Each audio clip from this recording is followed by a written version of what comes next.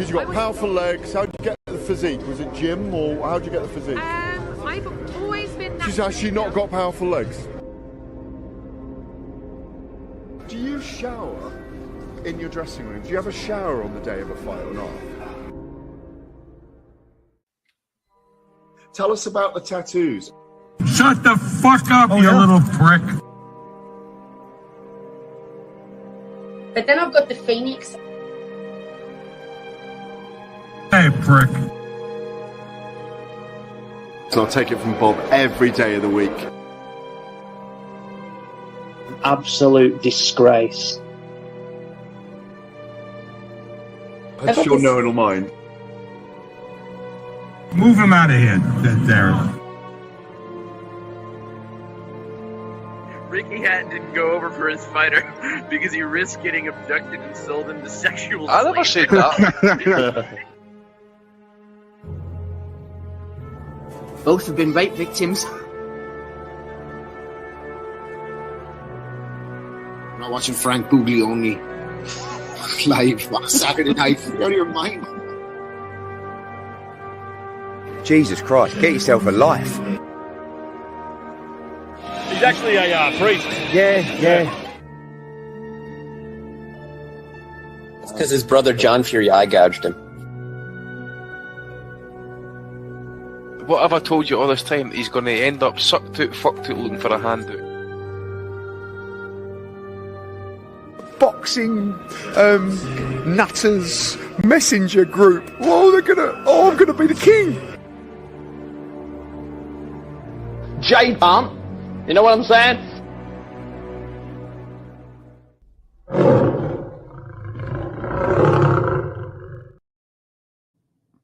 Welcome, folks. Episode 627 of the Boxing Asylum Nuthouse. 8 o'clock in the UK every Sunday, 12 o'clock Pacific time in the United States.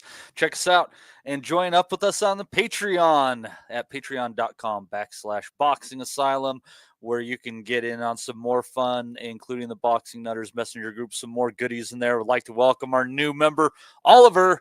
Oliver, glad to have you in the group. But we are here to talk a big weekend of boxing. Where should we kick it off at? Well, let's go with one of my favorite outcomes in boxing, a draw. Manny Pacquiao, Mario Barrios going 12 rounds, with Pacquiao at age 46 having 15 years on the younger foe. And Barrios pulled it out in the last 3 rounds to get that draw, one going his direction by a round, the other one's dead even. Talks of a rematch obviously are already going. But I got to say, I was impressed with Pacquiao. I thought he looked better than he did against Usyk, far better than he did against that kickboxer. He found himself with some better first step, and he landed that left hand the way only Pacquiao really knows how to land it. It's a very, very specific left hand. And he gave Barrios some trouble.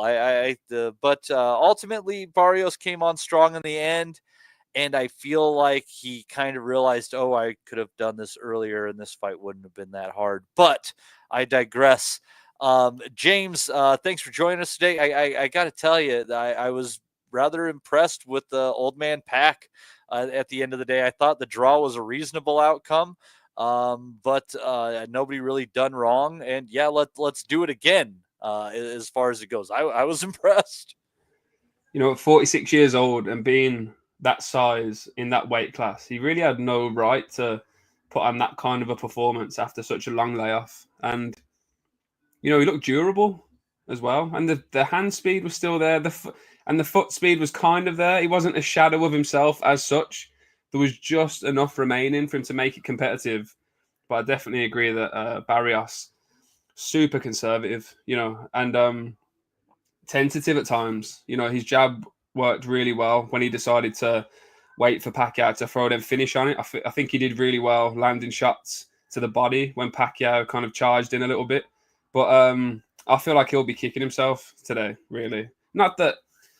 I mean, what does a victory over a 46-year-old Pacquiao do for him? Ultimately, it was a lose-lose situation for him. Probably an opportunity to share the ring with a legend and a big payday, etc. But you know, it would have. I wouldn't say he's lost the opportunity or missed an opportunity, but I certainly feel like he could have done a little bit more. All that being said, as I mentioned last week, I'm a massive Pacquiao fan, and I was ecstatic that he got a draw, really, because as you say, this is an excuse to have a rematch. And, who knows what could happen. This was a really close fight, albeit one that probably would have gone a different way if Barrios was a little bit more aggressive and attack-minded.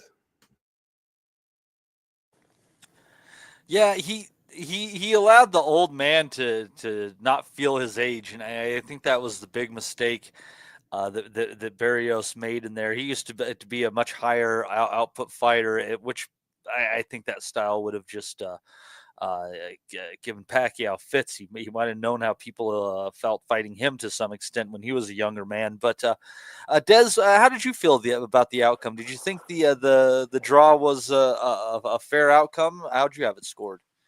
It was close enough to be a draw. I had Pacquiao just nicking it, to be honest. I thought Barrios put his foot down, or perhaps took the handbrake off a little bit too late.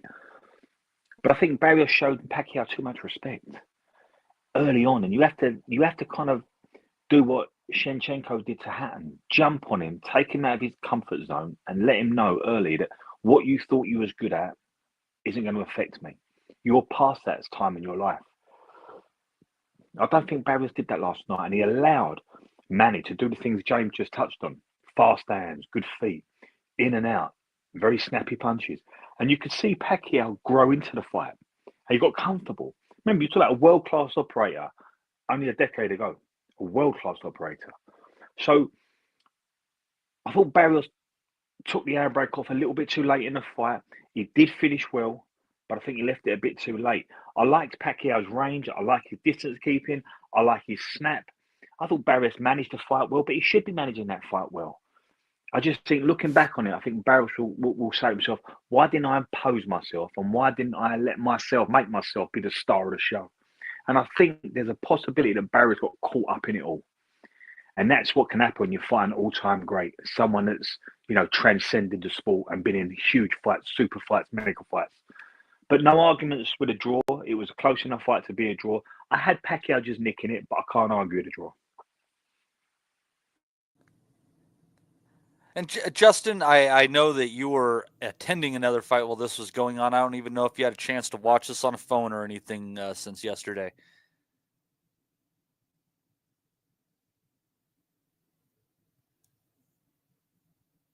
Justin, I don't know if you caught me there. I don't even know if you had a chance to watch this fight with your busy schedule.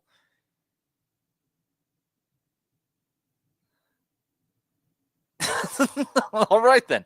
So anyhow, I'll tell you what, based on the way that the fight finished there, and I have no idea where a friend went there, based on the way that fight finished, my inclination is that if they have a rematch, James, that Pacquiao, or excuse me, that Barrios is going to step on the gas a little bit earlier, a little bit more body work. And I don't know if he's going to necessarily stop Pacquiao or not, but I think that this draw is going to potentially be in this Pacquiao comeback.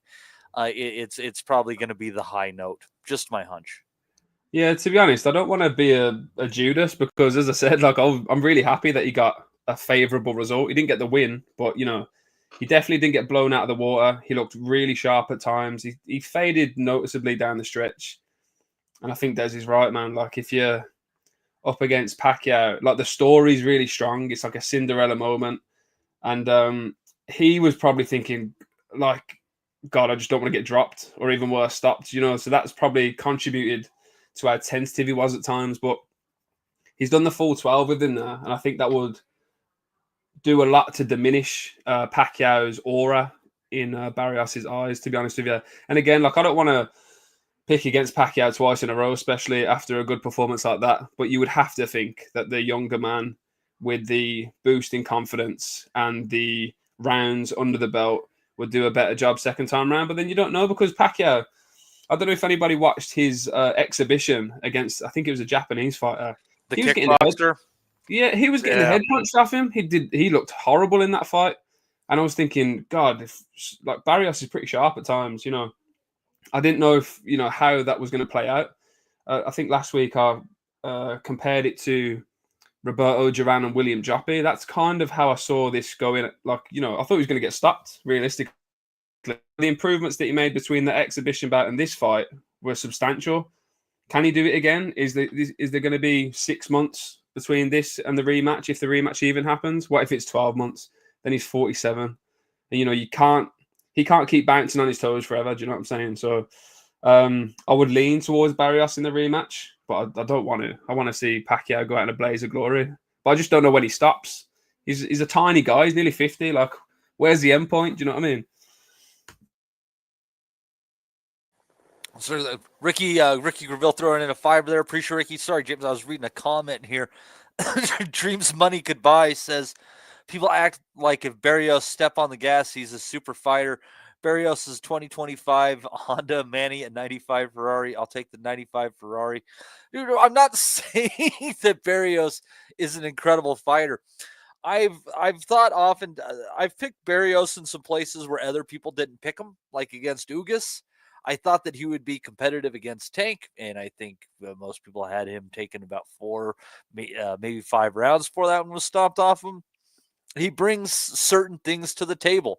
When he's on and he's snapping that jab like he did against Ugas, he's a tough range to beat. But a guy like Thurman was able to throw him off. And it's, Barrios is a guy who only picks up a title in a weak welterweight division like he's done. I'm not saying otherwise, like at the end of the day, Pacquiao was trying to find who he thought was the most vulnerable potential foe so he could pick up a title. His wife apparently thought that he could beat Barrios, and she was very close to being correct on that one. But it's not. It's a matter of the margins were so thin on some of those rounds. Dreams Money could buy that a little bit more effort would have made it so Pacquiao didn't cover those margins the way he did, stealing some of those rounds. I thought Larry Hazard, I don't know if you caught the American feed, I think he had it 117, 111 for Pacquiao. And I think, doing things like that, it's what gives into this culture of so many fights being robberies that aren't.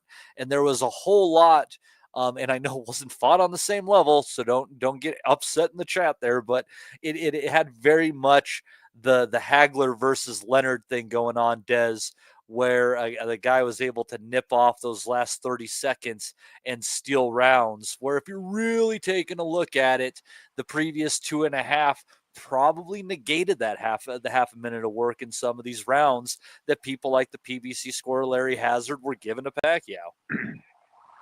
Yeah, it's interesting you say Hagler and Leonard, because I've not been overly critical about this return, because and Leonard was the one I always used to go back to, because Leonard had 3 years out before he fought Marvin Hagler. And if you balance it all out, Leonard was younger, but Hagler was the greatest middleweight of all time, arguably. And although Pacquiao's been out 4 years, Leonard was 3. I think Barrios was the right opponent to come back against, because he's a world-class name, coming up a lot of weight. I never see the American feed. I can't talk on that. I can't talk how they presented it. I go back to this argument about close rounds. If you're a judge trying to score a round and it's very close, it's quite conceivable, but you have it 4 to one fighter, and the guy sitting opposite you has it 4 to the other fighter. It's very subjective. We have this problem in boxing. So you can watch a really close fight, and if you're scoring it independently and honestly, you can have a 7-8 round swing. And someone could say to you, how do you get 8 rounds in a close fight? And it's like, I can't add the caveat that every round was close. I can't add the caveat that there'd have been 4 or 5 punches that would have swung around to the other kid, but I had to score it for someone. And I thought he edged it. But you don't write that on a scorecard. You have to put a 9 or a 10. So I do understand how scorecards can be misleading. We spoke about this on the pod a lot. A close fight can have an 8 or 9 round swing. It is possible. Yeah, we've seen it, and so there's times where I look at it, I'm like, I don't know how that happened, depending on the fight. But I think if you are at ringside, with the way that the view is obscured, sometimes you're catching a little bit more of the action, a lot cleaner than you might be, on a television screen at home. I can see how that changes. You're watching Pacquiao in those flurries, right, in the last 15 seconds of a round, and maybe one judge is looking, and from their angle, they're like, I saw, Barrios parry all but two of those, and he snuck in his own right in the middle there. Not enough to swing the round. Whereas the guy on the opposite side says, man, Pacquiao looks like he landed 5 punches in there. That's enough to swing the round. Only one of them, as far as what happened in reality, is correct. But based on the perspective of ringside, they are both correct. It's just one of them weird things. And sometimes you can be watching a fight and you can be watching a round as it opens up. Happened to me last night with Dubois and Usyk. I think it was the second round, might have been the third. It was very early in the fight. Daniel became very aggressive and alpha. He got on the front foot and he was moving Usyk about. And he was the busier of the two, but he wasn't having a huge impact. But he was the more aggressive. He was dominating the action, and he looked like the more assertive in there. And then Usyk, 90 seconds in, started hitting him with combinations on the inside with his back to the ropes. And I think, is Usyk setting traps? Is Usyk encouraging him to walk onto one? Now my perception of that round has changed. I think actually now, do you know what? The better work is coming from Alexander Usyk. Perhaps Daniel's the busier, the more proactive, but the better, the more consistent, constant work has come from Alexander Usyk. So now you change your opinion of that round. Sometimes in a close round, you touched on it yourself there, in a close round, there's not a lot going on for 2 minutes. Bivol done this with Beterbiev in the first one. And then all of a sudden, they nick that last 30 seconds. It's enough to give them the 10 over the 9. It's just enough.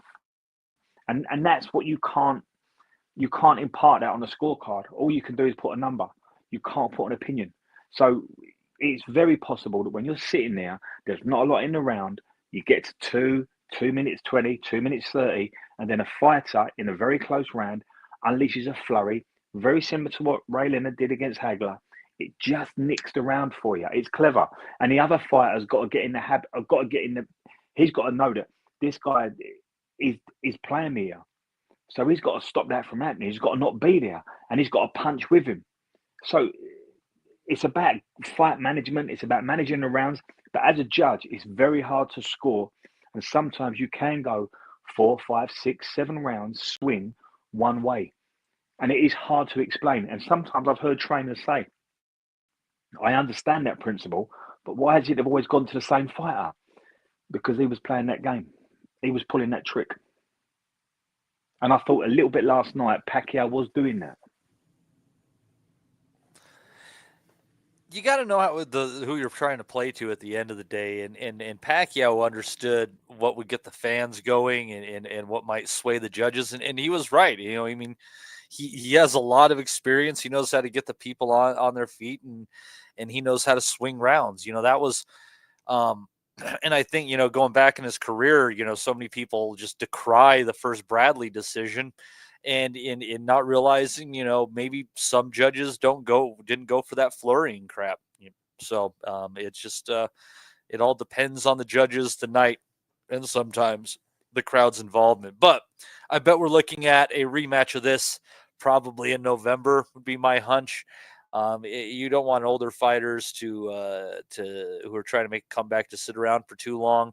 That was why Sergio Martinez ultimately pulled the plug on his comeback, no matter what anybody thinks about it, as he just had too many fights fall out. And despite having a moderate level of success, he's 48 years old. He just can't do nothing and expect any a good outcome. So, but we'll see where Mr. Pacquiao and Mr. Barrios go from there. But let's see him do it again. It was a fairly entertaining affair as far as it went. Now, also on that card, talking about fairly entertaining affairs, Sebastian Fundora getting a corner stoppage over Tszyu, dropping him in the first. Looked like after the first couple, it was going to be Murtazaliev 2.0, an absolute beating. And then Tszyu came back into it. He started landing his own shots, and Fundora ate him up. I thought he was shook a couple of times, he kept coming forward, finding interesting ways to land that left hand of his. And ultimately, I think it was the 5th or the 6th there, he just landed a good flurry in the corner, and it got to Tszyu a little bit more than anybody realized, and he just didn't want anymore, and he called it a day. But it was a tremendous little fight while it lasted. Now, I shouldn't say little fight. Nothing about that fight was little, neither the action, the men involved, and all 6'5" of Fundora. But James, it was a hell of a good match. I feel bad for Tszyu. He looks like his career is gonna be pretty short at the end of the day. But it was fun while it lasted, and Fundora, he's tough to deal with. You can hit him. He's a tough guy, but he just pours it on. I felt claustrophobic on Tim Tszyu's behalf yesterday watching that, because it was fun. Was in his space straight away and not overly aggressive. He was just tapping in with the lead hand. Then, as you say, uppercuts, left hands, left hooks, and taking a few on the way back. But I always felt like Tszyu was throwing in desperation.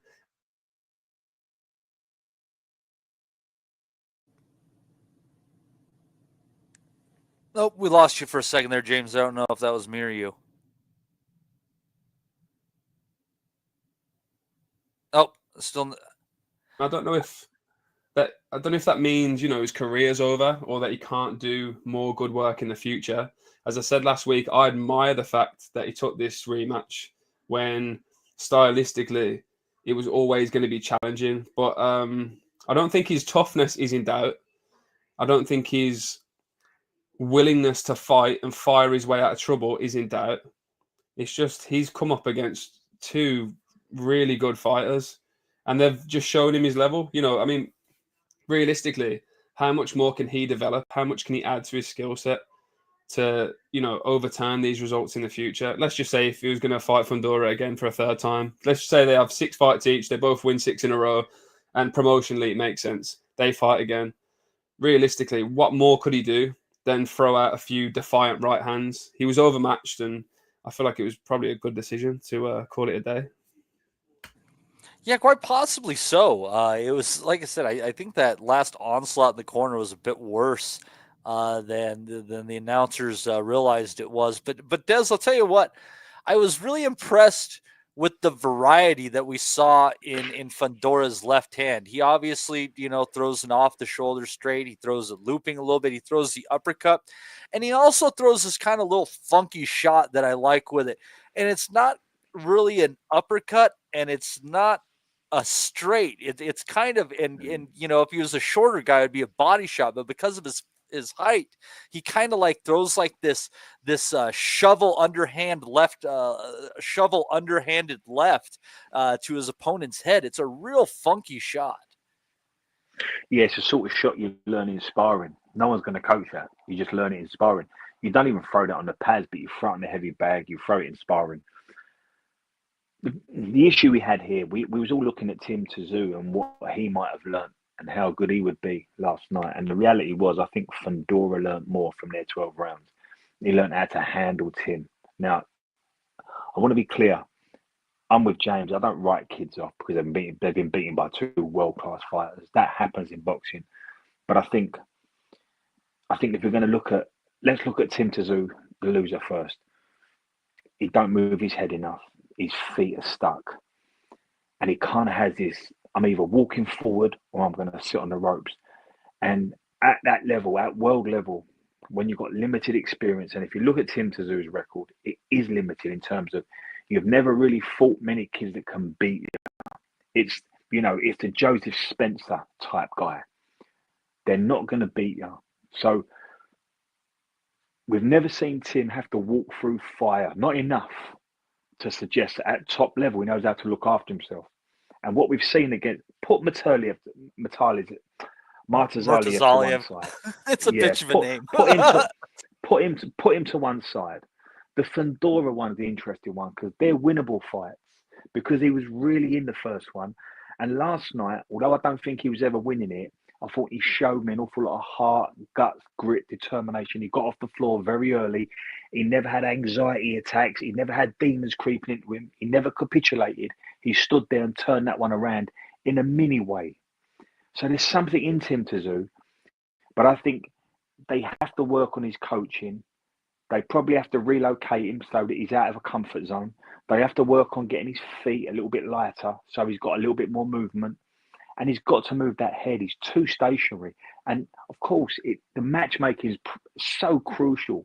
When you've got a good kid like Fundora, who's got long arms and throws awkward shots and very, very conventional shots, and they're just landing all the time and you're being touched, it doesn't work well for Tim Tszyu. So I think it's a combination of he's had a really bad year because the matchmaking has not been right. They probably didn't believe the first Fundora fight was reality when it was, so they jumped in with Murtazaliev. That was the worst bit of matchmaking since they brought Kovalev over for Nathan Cleverly. And then they've gone back in with Fundora after a Joseph Spencer, but they needed something between Spencer and Fundora, and they needed to have just maybe 18 months to that level, and not in Australia, coming out of a comfort zone, and then you'd probably find out a little about Tim Tszyu.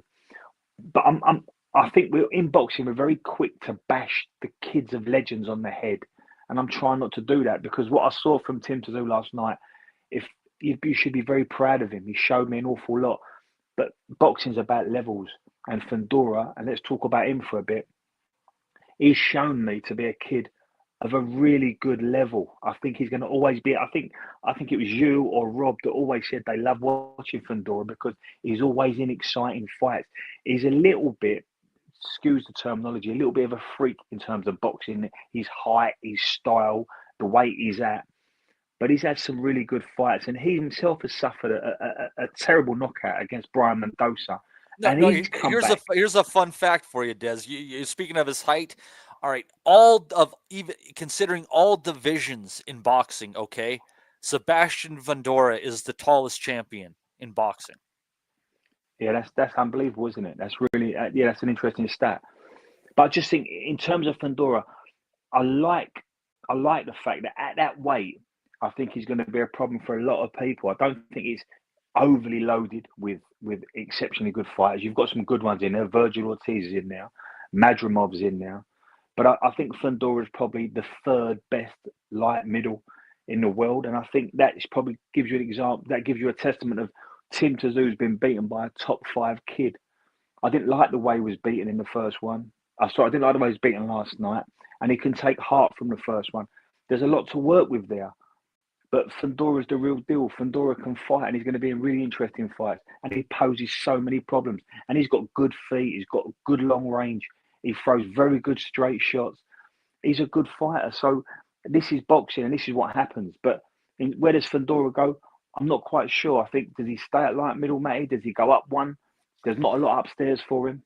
I want to see him fight Murtazaliev or Boots or Virgil Ortiz. I want those fights, man.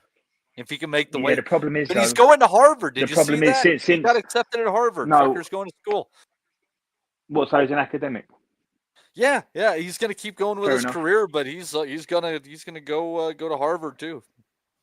Yeah. Well, see, since the Tim Tszyu fight, the phone ain't been ringing for Murtazaliev, so he's going to get frozen out. He's too dangerous. He's too risky, and the way that the WBC have put their arm around Fundora, I'm not quite sure they're going to make that fight. That will be a really interesting fight. It's probably the best fight that could be made in the division, excluding if you throw Ortiz into the mix. But there's a couple in there at that light middle. And I think Fundora's always going to be in fun fights.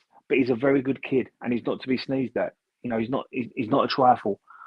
And I think Tim Tszyu is probably a level somewhere between Joseph Spencer and Fundora, and they've got to find that by the right matchmaking.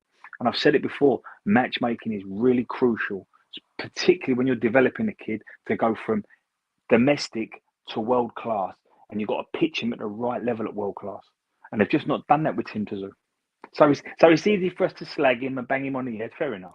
But if you didn't look at a kid last night and think he's got something, then perhaps you don't quite get boxing. Tim Tszyu's got something, we've just got to find it. He tried it, and unfortunately, when you look at the idea that in 18 months' time, he had that cut and the bad and the tough beating in the first Fundora fight. He had the absolute beating at the hands of Murtazaliev, and then he had this one. Like, that's a rough 18 months. Like, it doesn't just take time off your career. That shit takes time off your lifespan. I said last week, Matty, the Fundora one, Tszyu can get over that because that was a close one in a really good 12 rounds, and fighters like good fights. But it's the Martazaliev one that will live with him. That was a hard one to take. Yeah, every left hook he landed hurt him. Every single one. If we're going to be honest, Matty, right? If you look at like middle, you know, you've got to assume that, you know, Crawford's moved on. So you've got Ortiz and you've got Madrimov. Who do you go? I mean, what I'm trying to say is, outside of them two, who beats Fundora? I mean, who do you fancy to beat Fundora? Murtazaliev and Boots moving up, I think, is an interesting one. I think that's. Have we got any kids in Britain? Have we got any kids in Britain, or is there anyone in America that beats Fundora? Oh, I would potentially Boots and Virgil Ortiz. Oh, sorry, Boots is coming up at light mid. Yeah. So taking Boots to one side because that's a big introduction. But as it stands now, with Crawford moving up to fight Canelo and Boots is still at 47. As we stand now, there's only Ortiz and Martazaliev in there that you think could trouble Fundora. It's not heavily stacked with talent. So Tim Tszyu has fought one of the top 3 kids in that division now. Yeah. Tszyu had he basically fought who he could fight there, but it just didn't go for him. It's a tough division to be in. He as I said in the chat, he's a B fighter in A division. Rough shakes. And before boxers weren't allowed to get beat, I can remember the 70s and the 80s and the 90s. The top 3 kids did beat the rest. And that's what's happened to Tszyu. 2 of the top 3 have beaten him. That is what happens in boxing. Yeah, sometimes you're just that guy. And I mean, and speaking of that guy who, always the bridesmaid, never the bride, GWOAT Gonzalez coming up short again, this time against Brandon Figueroa, in a fight that the Larry Hazard, again, scored very wide and made people think it was a robbery. I thought it was a tremendously close fight. Maybe it was a smidge wide in Figueroa's direction, but what a great war. I think they combined for around 2,000 punches thrown. It was incredible. Also, don't want to forget this, Tony Bacon throwing a 199 in there, says, welcome Oliver, have a beer on me. Weatherspoons, awesome. Thank you, Tony. And, but it was a hell of a good fight where both guys landed some shots. And again, where a fighter in Figueroa seemed to clearly win the last 3 rounds, really turning it up. And he got the W. James, I don't know if you caught this one, but this was a hell of a treat on this Pacquiao Barrios undercard. No, I didn't catch it, to be honest, but Figueroa always has high output and pretty much always makes for exciting fights. I was actually looking for the rankings then and thinking, what would Fundora do to Josh Kelly if they was to ever fight? Because he's ranked number 3 in the IBF, and I was just thinking, exactly right. What a horrible mismatch that would be. It's there's a lot of fighters getting up there now. It'll be dangerous for him against a fighter like Fundora, to be honest. But sorry, I didn't catch the Figueroa fight. My bad. No worries. Des, did you? No, I didn't. But can I just pick up on what James just said? Sorry, Matthew. Sure. And James, that's precisely my point. Tim Tszyu, in 3 of his last 4, has fought Fundora twice and Martazaliev. Like, we ain't got kids over here going anywhere near that level of opposition. Do you know what I mean? Like, so as much as it's easy to bash him on the head, he's taken on 2 of the top 3 in the division. Other than Virgil Ortiz, them 2 are the 2 of the top 3. So, or with Virgil Ortiz, they make up the top 3, 2 of the top 3. So, like, I'm not saying Tim Tszyu was ready for that level yet, but isn't he brave to do it? Fundora twice and Martazaliev once. And I just think that we haven't got anything like that would take them sort of challenges on. We're not used to kids rolling the dice the way Tim Tszyu has. So I just think before we tell Tim Tszyu to retire and before we bash him on and tell him he ain't good enough, let's just look at the guys he's fighting and let's just see if we can be tweaked and he can come back because that's what boxers used to do. They used to, I've lost against Marvin Hagler or I've lost against Tommy Earns, but I'll go back to British level, I'll go to European level, and I'll come back. You can do it the other way around as well. It doesn't mean because I've been beaten twice now I'm out of the game. There's something to work with in Tim Tszyu. It's funny that you actually mentioned Josh Kelly, because if Josh Kelly wants to try to move upwards on the world scene, and if Tim Tszyu needs a comeback opponent who's, not a frightening individual, that's not a terrible fight. And with the Tszyu's history on Verse Soil, I think that would probably be a moneymaker, honestly. So, you know what, man? Sorry, like that fight there, like Josh Kelly, I remember him on the come up, and I remember his highlight reel was outrageous when he was fighting journeymen and people who you've never heard of, and he's throwing 15 left hooks to finish a fight and blah, blah, blah.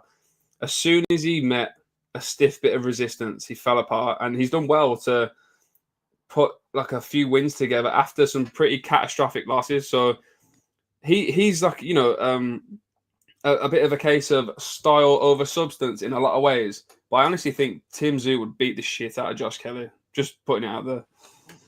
Likely, and now that we've kind of see where Tszyu's ceiling is in this 154 division, it kind of separates things out a little bit. And if Tszyu needs to know he can beat a guy like Josh Kelly if he's going to move forward, and Josh Kelly needs to be able to beat somebody like Tim Tszyu if his name's going to matter in the 154 pound division, which his comeback has basically gone unnoticed because he doesn't matter in this 154 pound division at this point.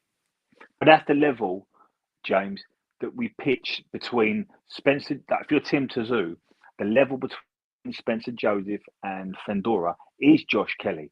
So that's probably where they should be pitching themselves. They should be saying, let's see where we are at that point. But they've gone too far over the line. They've rolled the dice. And because of the first Fundora fight was close, and because so you got to put the Martins fight to one side, that was a demolition job. But the first Fundora fight, I know how they'll do it. They'll be sitting around watching it on video thinking, no, we could have won this. We'd have won that round and that round. The fight's has. And they've probably thought, we can get this back and we can turn it around. But Fundora probably learnt more from the first fight than what Tim Tszyu did and got better. And they didn't expect that. But I certainly think that if you was to pitch, if you was to match, if you was to show the art of matchmaking with kids like Tim Tszyu, you'd get a lot more out of their career. But the matchmaking with Tim Tszyu has been, in Fundora's case, unfortunate, and with Martins has been absolutely disastrous. Yeah, it's difficult because you don't want to, overprotect, do you? Because that's an even worse accusation to level at someone, that they will put together, 20, 25, 30 wins and they've never fought anyone. This is, I think I mentioned it last week. I really quite admire Tim Tszyu, and you've been talking about it earlier, just like his willingness to fight people who, if you had a matchmaker with their head screwed on and they were a little bit, a little bit subtle, a little bit sharp, they'd be like, yeah, maybe we'll swerve that one for another year or two while you develop. Correct. But instead, which is how they used to talk. Which is how matchmakers and managers used to talk. Let's let him kick on, let him go and get bashed up, and we'll catch him on the way down. That's how matchmakers used to talk. And look, if you think Josh Kelly beats Tim Tszyu, fair enough, I ain't got a problem with that. They're pretty much at the same pitch. But if a little part of you as a boxing fan didn't enjoy Fundora last night, but also respect what Tim Tszyu did, I'm trying to work out where your mind is at, because that was two honest kids, and Tim Tszyu left it all in the ring last night. He got dropped early on the demons of the first one, on the demons of the Martins fight, and he turned that one around momentarily, and he stayed in the fight. So I don't want to see kids like that walk out of boxing when they've got something to offer. I think he has got something to offer, but it's just got to be matched properly. Yeah, and he's got a following in Australia, and they just find ways to milk all that they can when it comes to guys like that, because they don't have many. But anyways, let's see. The rest of that undercard, if you guys didn't see Figueroa and Gonzalez fight, let's see, you probably didn't see anything else on there. I watched it down towards the beginning, and it was a pretty good card. Let me pull up the rest of it there. Kind of forgot what the heck I saw. I saw so much boxing in such a short period of time there. It was a very busy day. You think you remember it all, but you don't remember it all until you see it on paper. Let's see here. So we also had, Usyk Cruz and Omar Salcedo. That one went to a decision somehow. Cruz beating the snot out of Salcedo. He came in on short notice when Figueroa had health issues trying to make the weight.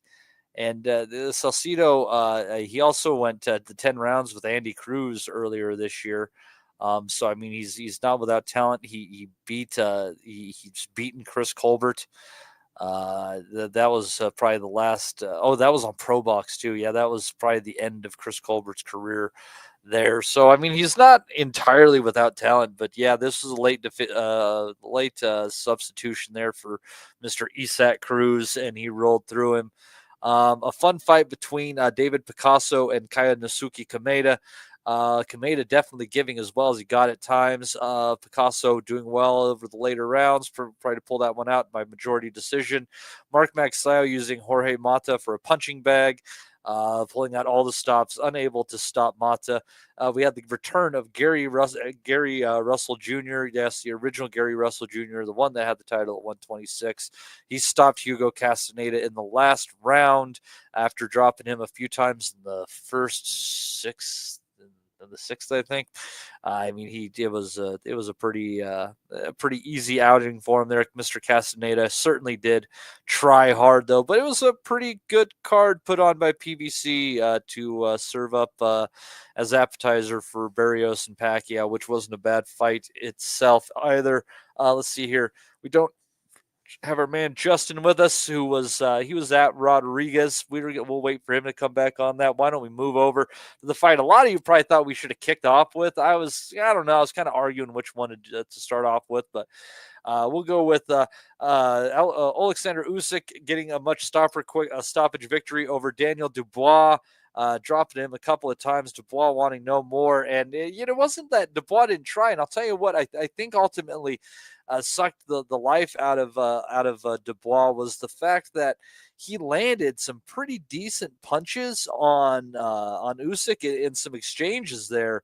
And they had little to no effect on him, and more so the fact that Usyk was able to get it right back, piling up those points, and ultimately that right back resulted in a stoppage victory for him in the fifth round.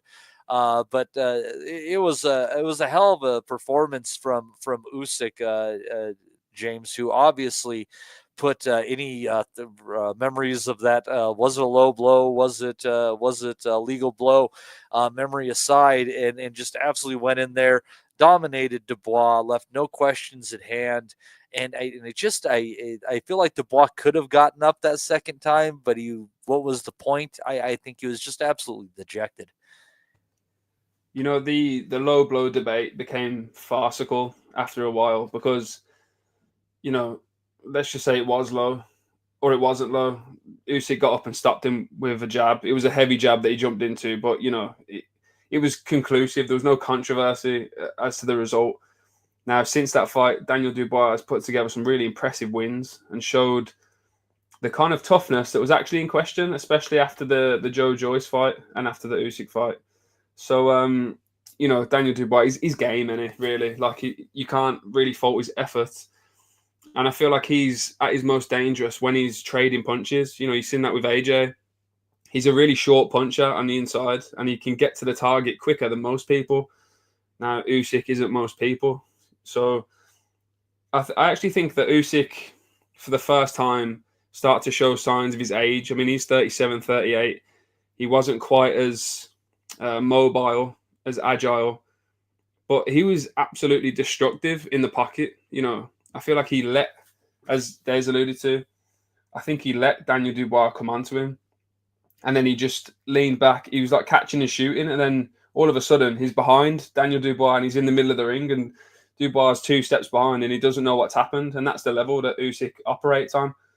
And he showed the kind of punch power, and the accuracy is something he's always had. The hand speed, he's always had it.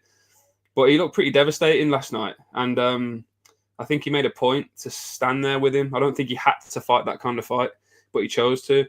And he won the rematch in far more spectacular fashion. I had him to win maybe by an accumulation stoppage, rounds 9, 10, 11. I didn't really see him blasting him out like that. I don't know if Daniel Dubois could have got up for the second one.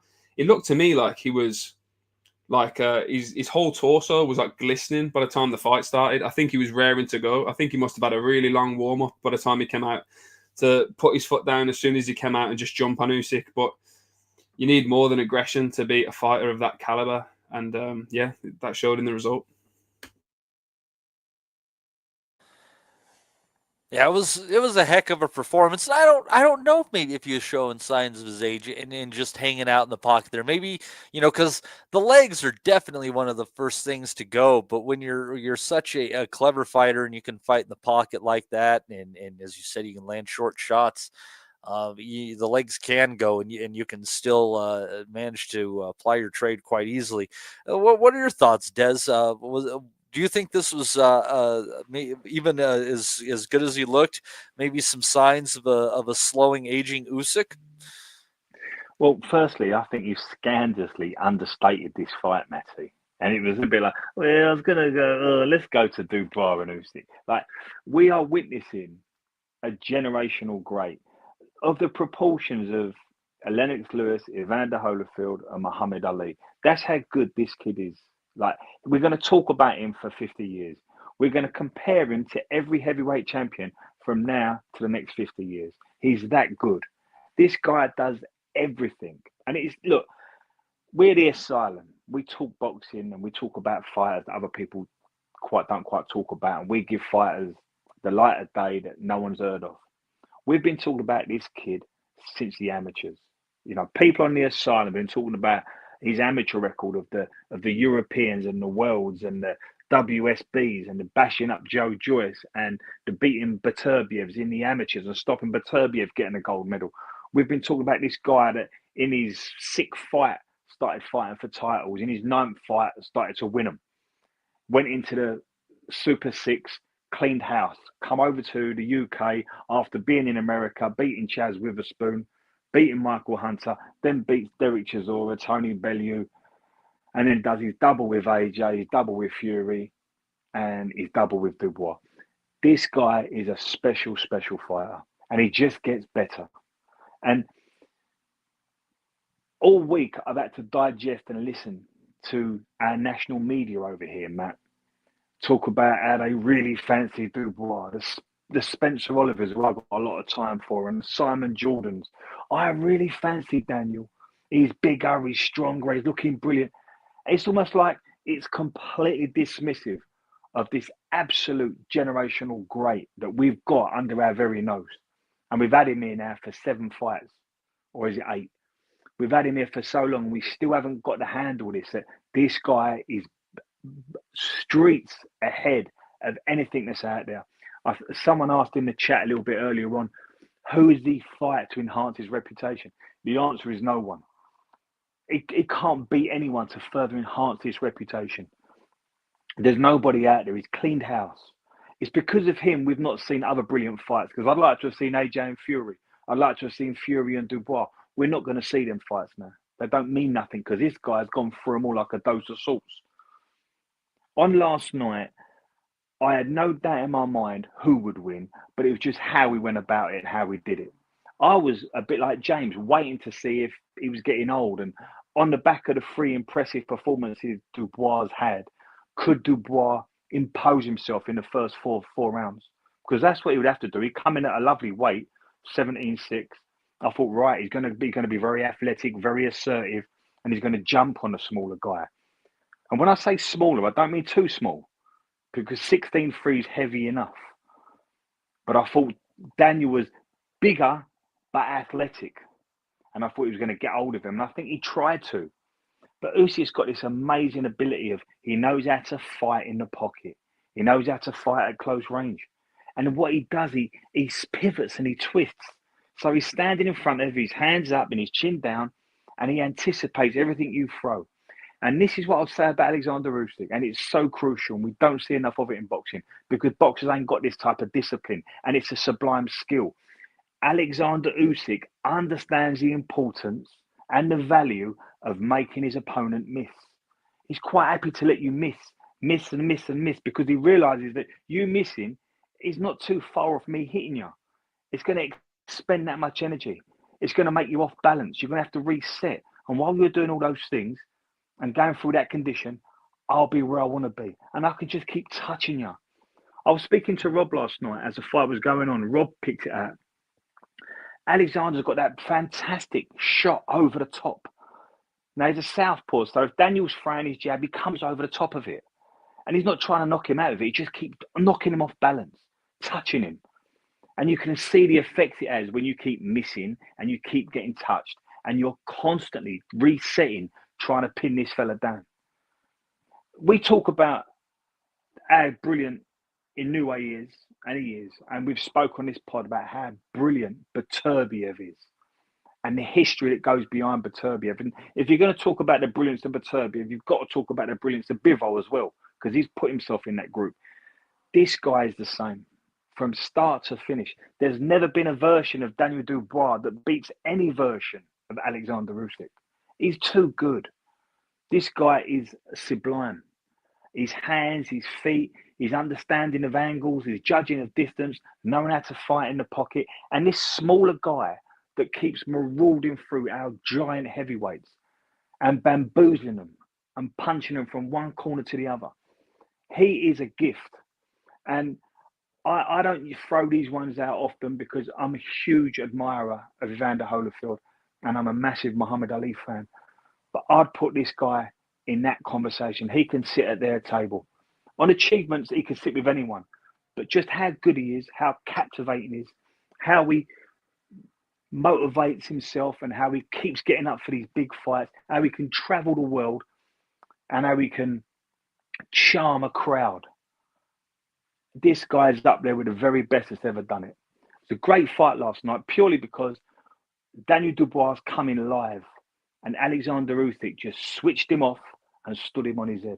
And he made Daniel Dubois look stationary, pedestrian and confused from the very first bell. It was a brilliant fight. And this generation of boxing fans, we're lucky to have him. Oh, yeah. I mean, it's a blessing. Everything that came from that 2012 Ukrainian boxing team has been just fucking awesome for us to watch. Well said. And it's, yeah, and I just, you say like I downplay what this event was, but it's just like, it's Usyk being Usyk, you know, and it was. But they really fancied him over him, Matty. They really fancied Dubois. Like, I've been listening to this guff all week, right? I've had to bite my tongue. Even yesterday, I've got some wally who thinks he knows boxing. It's heavyweight boxing. Anything can happen. It only takes one punch. They've not got a clue. So look, whether it's AJ, whether it's Chisora, whether it's Dubois, I don't put Fury in this statement, by the way, because he's a bit different. But any of them guys, they're on Ladybird reading books. And Alexander Usyk is a professor in English literature. It's night and day how good he is compared to that lot. He's a special. And look, Daniel Dubois and AJ, they've proven themselves. They can win world titles. They're in big fights and they're winners of big fights. They know how to turn fights around. They're punchers. They can't get near this fella. This kid is as good as it gets. A special, special talent. Yeah, and so just based on the heavyweight landscape, James, who would you say has the best chance to beat Usyk? And I'm not saying like they have a 1 in 5 or a 1 in 10 chance of beating Usyk. I mean, it's all relative. We're grading on a curve here. Who do you think would have the best chance of beating Alexander Usyk in today's heavyweight division? Well, I've got the rankings up in front of me right now, and it is not inspiring reading for opponents of Usyk. So I like Cabello. I think he's very decent and massively underrated. I think his body work and his temperament is fantastic. Would I pick him to beat Usyk?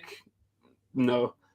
Joseph Parker, even this rejuvenated version of Joseph Parker, who I think is a very impressive fighter, by the way, I wouldn't pick him. Aging Michael Hunter, no thank you. Moses Atama, massive talent. Needs Two more greens. seasoning to Yeah, exactly. Then you got Frank Sanchez. Not for No. me. Well, we've seen the story of Anthony Joshua. We've seen the story with Fury. I think when it comes to how do you beat Usyk, Des touched on it there. People think about heavyweights as two big lumps standing in the middle and just swinging. Usyk does not fight like that. His feint game is unbelievable. He extracts so much energy from his opponents without even touching them. As Des said, just making a miss, tapping them here, tapping them there, moving around. They're bewildered. The mental energy that people spend fighting him, they're like drained. You can see their batteries draining round by round by round, and then he starts hitting them, which is what was different about last night's performance, is that Usyk was pinging him from early, and usually he waits to the middle rounds to start doing that, really. I don't see anyone, really. And again, there's no sure thing in boxing, but the odds are stacked heavily in Usyk's favor, because of the amount of tools and the weapons that he has and the way that he's able to deploy them in every different situation. I mean, look, who would have picked Usyk to kind of maul Fury in the clinch? Fury couldn't lean on him, he couldn't wrestle him, he couldn't make him tired. Usyk just ragged him off and just started punching him up. Like, he beats people in their best area just by being himself. And you can always you always run the risk of kind of lionizing and deifying people, but he's done it. He's the undisputed heavyweight champion of the world, and he's fought the best fighters out there. The next 5 people, they're not going to get near him. Father Time beats Usyk. That's it. There's something about that region, James. They've all done a bit of Greco wrestling, whether it's Kovalev, Beterbiev, Usyk, something about that part of the world. They all do a bit of wrestling in college or school, or they take them to a special institution. They all understand Greco wrestling. It's a big part of their culture. And you nailed it. We spoke about it on the pod before the Fury first fight. You're not going to get hold of Usyk and pull him about and bully him. He ain't that guy. He just ain't that guy. He's just, like Daniel Dubois last night. He's used to dealing with people that come into him in straight lines, or he'll go at people in straight lines. But if Daniel's coming towards Usyk, it's a little step, and all of a sudden Daniel's got to turn and reset. And he's strong, he's alpha, he can punch, he's game, but he's not a high IQ type of guy. He's not someone that's got really good motor skills. He ain't someone that can work really well on the pivot. That ain't what Daniel does. It's the same as AJ. So Daniel Dubois will look brilliant against AJ, because it really is like a click of styles. But we saw it with AJ and we saw it with Dubois, that they just can't deal with that type of variation of pivot and movement. And the fact that they can't land on him flush. You don't see him get caught flush. Even in that last shot that he threw that dropped Dubois, he's got his hand up, his chin down, looking after himself. He's so hard to nail. Yeah, he's specifically a very good fighter, that a generational great. The wrestling thing, that's a good point too. Crawford also has a wrestling background, funny enough. Mr. Rob Kelly joining us as well. Rob, we're on Usyk right now. We'll let you get to Pacquiao later on if you want to, but let's stick to the Usyk and Dubois fight. It was just another one in a string of very good victories for Usyk, where he shows himself to be clearly the better man. I asked the question, who has the best chance in the division to beat him? Probably the best answer is Kabayel. Don't give him much of a shot at beating him. I mean, it is crazy when somebody is so much better than the competition in they don't have another option for a weight division. This is just where they are. And when he went through going through the gears last night, I was brought back to a time where I thought that he might be too small for the heavyweight division after seeing him against Chisora for 5 rounds and not really realizing that he was playing chess at that stage, making it look like he could be roughhoused the manhandle, so he get himself in a position for a bigger fight. Like he has no peer in the heavyweight division. Nobody can touch him. That's 2 fights each with Dubois, AJ, and Fury, and none of them have been able to lay a glove on him. AJ, I think, come the close to hurting him. That looked like a body shot. He wasn't able to capitalize on it. And when he did have him hurt, he came back, he bit down, he adjusted, and he came out and he stepped on the gas and turned the fight on its head. Um, he looked like he felt like last night, like Dubois didn't deserve to be in the ring with him. Like that's how it looked like. Because normally he goes through the gears, as James says. He takes his time. He just does movement for the first few rounds. He changes it as well. He's quite like his IQ and his ability to adjust on the fly is fucking second to none. He changed it in the first Fury fight. He made Fury back up to the ropes. He wouldn't let him have the center ring from the start. That was the tactic. Well, all the while he was moving in front of him, Fury's trying to get an arm on him to wrap him up. He wasn't letting him. He was pushing him out of the clinch. He was doing what he wanted with Fury strength wise. Second fight, he fought him a little bit differently. Last night, he went back to. He knew that what Dubois' kryptonite was going to be was that herky jerky movement up and down with the hand, up and down with the lead hand. His art of the cross is that like the cross is a punch that doesn't really get spoken about anymore. It's like an antiquated boxing shot, the cross, but he throws the cross from the right hand, from his lead hand, like as a southpaw, and the way he does it, like that straight fucking right across the chops, like just as he's bouncing up and down, he just fucking delivers it, like, and then he's in and out. It's hard. We're after running out of things to say about him, and that's kind of a cliche in itself, a sports cliche. But what else do you say about the guy? Like, he's fucking unbelievable. We all said last week we loved Dubois. He had no shot, but last night I think he even did more than I expected because I thought like he might just go through the motions, close out the win, maybe stop him down the line if he gets the opportunity. But he put a bit of spite on that. I don't think he liked Dubois hijacking his Fury post-fight win. I don't think he liked all the talk and the build-up about the low blow and the potential that Daniel Dubois could have actually won that fight. And when he made the decision to show the world, this is what happens this is how much better I am than Daniel Dubois. Look what happens. And the punch, he's walking him onto shots all night. This is Daniel Dubois, by the way. He's not a great, like, he is what he is. He has a limited skill set, I'd say. But he's a fucking massive puncher. He's walking him onto shots. He's moving back into the corner to get in range to take a shot. Or Dubois to throw for him to counter. Hit him on the ear for one shot. Knocked it, completely messed up his equilibrium. And then the punch to finish it, the left hook to finish it. Oh my God, across the chops. Fucking people saying Dubois quit. Give me a fucking break. His gum shield flew out of the fucking ring. Stop, like he was knocked out. He was never beating that count. No chance. Dubois can't do anything with Usyk, and that just is what it is. There's no shame in that. There's levels between the two of them, and there's levels between him and everybody else. So, does he retire now? Does he have another fight? Why would you retire if you're him by the age? Because he's going to get another 20, 25 million or whatever it is for beating the shit out of Fury a third time, and he will. He will. And he can keep paying taxes and helping his country, and fucking, he's all about it. He's all fucking. Yeah, and I used to think Fury was the best of his era at the time. I used to think like when it's all said and done and they write the chapter on these guys and they close the book on him, Fury will go down as the best of his era. But he's not even close. Usyk is by far and away the best of his era.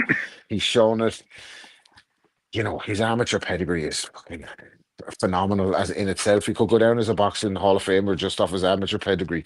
To unify and become an undisputed at cruiserweight, go up to heavyweight as not a natural heavyweight, and toy with guys, absolutely toy with guys with his skill set. It's frightening, and I'd watch him against anyone. I don't care if we were like Caballel. I don't think those guys are good enough to be in the ring with him, but I'd watch him. But against who else, anybody. right? It's like who else are you going to put him in against? Well, Pacquiao, I don't think deserves a shot at an undisputed heavyweight title. Let's just get that out there. Like, I don't think he's the man. Joe Parker, I think, is a sellable fight. Joe probably deserves his bit of a payday now as well because he's been taking step asides and fucking taking dangerous opponents like Zhang and Wilder while waiting on his moment. And he's the man, though, isn't he, for the WBO? Yeah, so I think they'll enforce that. Whereas Caball's been fighting guys like Zhang. Yeah, well, like I just don't fucking. I think Joe Pat, like, as well as that, like, you need a dance partner for Usyk to sell it because we're used to him fighting Brits. He's fought Bellew, Chisora, Dubois, Fury, AJ. Parker's not a Brit, of course. He's a New Zealand fighter, but he's based in Britain. The fight will be most likely Wembley, wouldn't it? Like, unless they want to bring him home for a homecoming or closer to Poland or something like that. But I think Joe Parker's probably. I think he'll stick around, fight Joe Parker, and he might wait for Fury and AJ to figure out their It's a shit. shame And why though, Rob, wouldn't he isn't it? want another night? It's a shame though, Rob, Yeah. because in the old days, Lennox Lewis and Mike Tyson and Muhammad Ali and Larry Holmes, they'd go on the road. They'd like little world tours, and they'd Yeah, fight could go to guys in the Tokyo top. or fucking The top 10, top 15. So like everything's got to be a super fight now. But we could have, in an ideal world, someone like Usyk going around the world fighting someone like a Jagba, fighting a Okolie, fighting a Hrgovic, then coming back to fight a Parker in a real big one. But It we just don't wouldn't allow happen that in no today's more. climate. It just wouldn't happen in today's climate. Wouldn't happen. They say it's that 6 months. They need that 6 month period to build up the pay-per-view, don't they? With all the promotion And the money they're the paid, and the money they're the paid. money You that know, goes like into it, just wouldn't happen. Lennox used to have $3 million, $4 million. Then the big one would be 12 million. But nowadays Yeah. they want 30, 40 million every fight, and nothing goes backwards, does it? But it's a And then shame because it's a shame Alexander because it Usyk used to could be. go around the world fighting guys and have Well, he one used to big say one like in 3 or one big one in 4. a world champion meant that you should go and defend the belt for the world. I agree. Like, you know that way you're going I tour agree. for the world. That was I something that was done. But I think any fucking international events now are probably going to be in Saudi for part of the Riyadh season. That's what happens. But yeah, like as I said, I'd watch him against anybody. I think he's just a joy. Like he's just a joy to watch. It's a joy to and I watch. actually fucking was raging last night that I didn't actually go across to Wembley to try and get a ticket. There's a lot of lads from Wexford, see the mates of mine that I've seen today. On their socials, they all went over and that, like, and it's something that just doesn't really occur to me, even though the fights are just over. It's only a short flight, but I'm kind of sick now. I didn't go and see him in the flesh, like, because just IQ wise, skill wise, the way he carries himself as well, the way he speaks, his personality, his camps, the dedication he has, the fitness, that he just does everything right, like, and that style is a one-on-one, and I don't think there's going to be anybody around to be able to come close to it for a long time after him. So, yeah, all the credit in the world to the guy. You can't say enough good about him. The closest to Usyk's style at the end of the day, I would say would be Lomachenko. Well, that's in obviously, the same camp, isn't it? And I'll also say I gotta also say that that he kind of fights like Pacquiao at his time, like that David Diaz performance specifically, like there's a lot of similarities in that and how and how Usyk goes about his business, how Lomachenko went about his business, the quick feet moving around, cutting angles. And there's very few people that move that way with their lower body. It's they're very, very special fighters, and just again, I mean, they're very, very few and far between. But it was an incredible performance, and again, we just don't know what's next. We'll see where he goes from here. But I mean, it's wherever he goes, people pay good money to see it, and Usyk remains in the 1A, 1B, 1C pound for pound discussion. Which will get even more interesting as the year goes on. Maybe might become more clear as the year goes on. So, but anyhow, move on down the undercard there, and not the best undercard in the world, I didn't think, but it wasn't terrible. Lawrence Okolie with a wide unanimous decision over Kevin Lerena. I'm just seeing that coming. Yeah, well, and Des, I'll tell you what. Rarely in my life have I seen somebody put on 60 pounds and be able to say, they look healthy. Okolie looks pretty healthy at 260 pounds. I think Okolie looks very, very. I thought this when Okolie was a light heavyweight. I thought he was a cruiserweight, and now I think at heavyweight. I think he struggles to grow into his body, and what I mean by that is he's got these broad shoulders, barrel-chested, skinny legs, big feet. He looks incredibly unathletic to me, Lawrence. Like Wilder, I find it like Wilder, but not as exacerbated with his Deontay. Wilder could have been underwear model, couldn't he? He was in proportion. He was slim. He was lean. He was very, very muscular, in great shape. He was just I can't very say I've small, ever thought of the very man light that way, for the but weight. go on. But I'm just making the point that he he always looks in amazing shape, Wilder. Lawrence doesn't look like that. He looks like he hasn't quite filled out his body, doesn't quite know how to grow into his own body. He looks very unathletic to me, Lawrence, and he performs like it as well. I made the point yesterday, and I want to try and quantify it. And what I don't want to do is knock and bash Lawrence Okolie on the head, because I think Lawrence walked into the gym mid to late teens as a big kid that could probably punch a bit.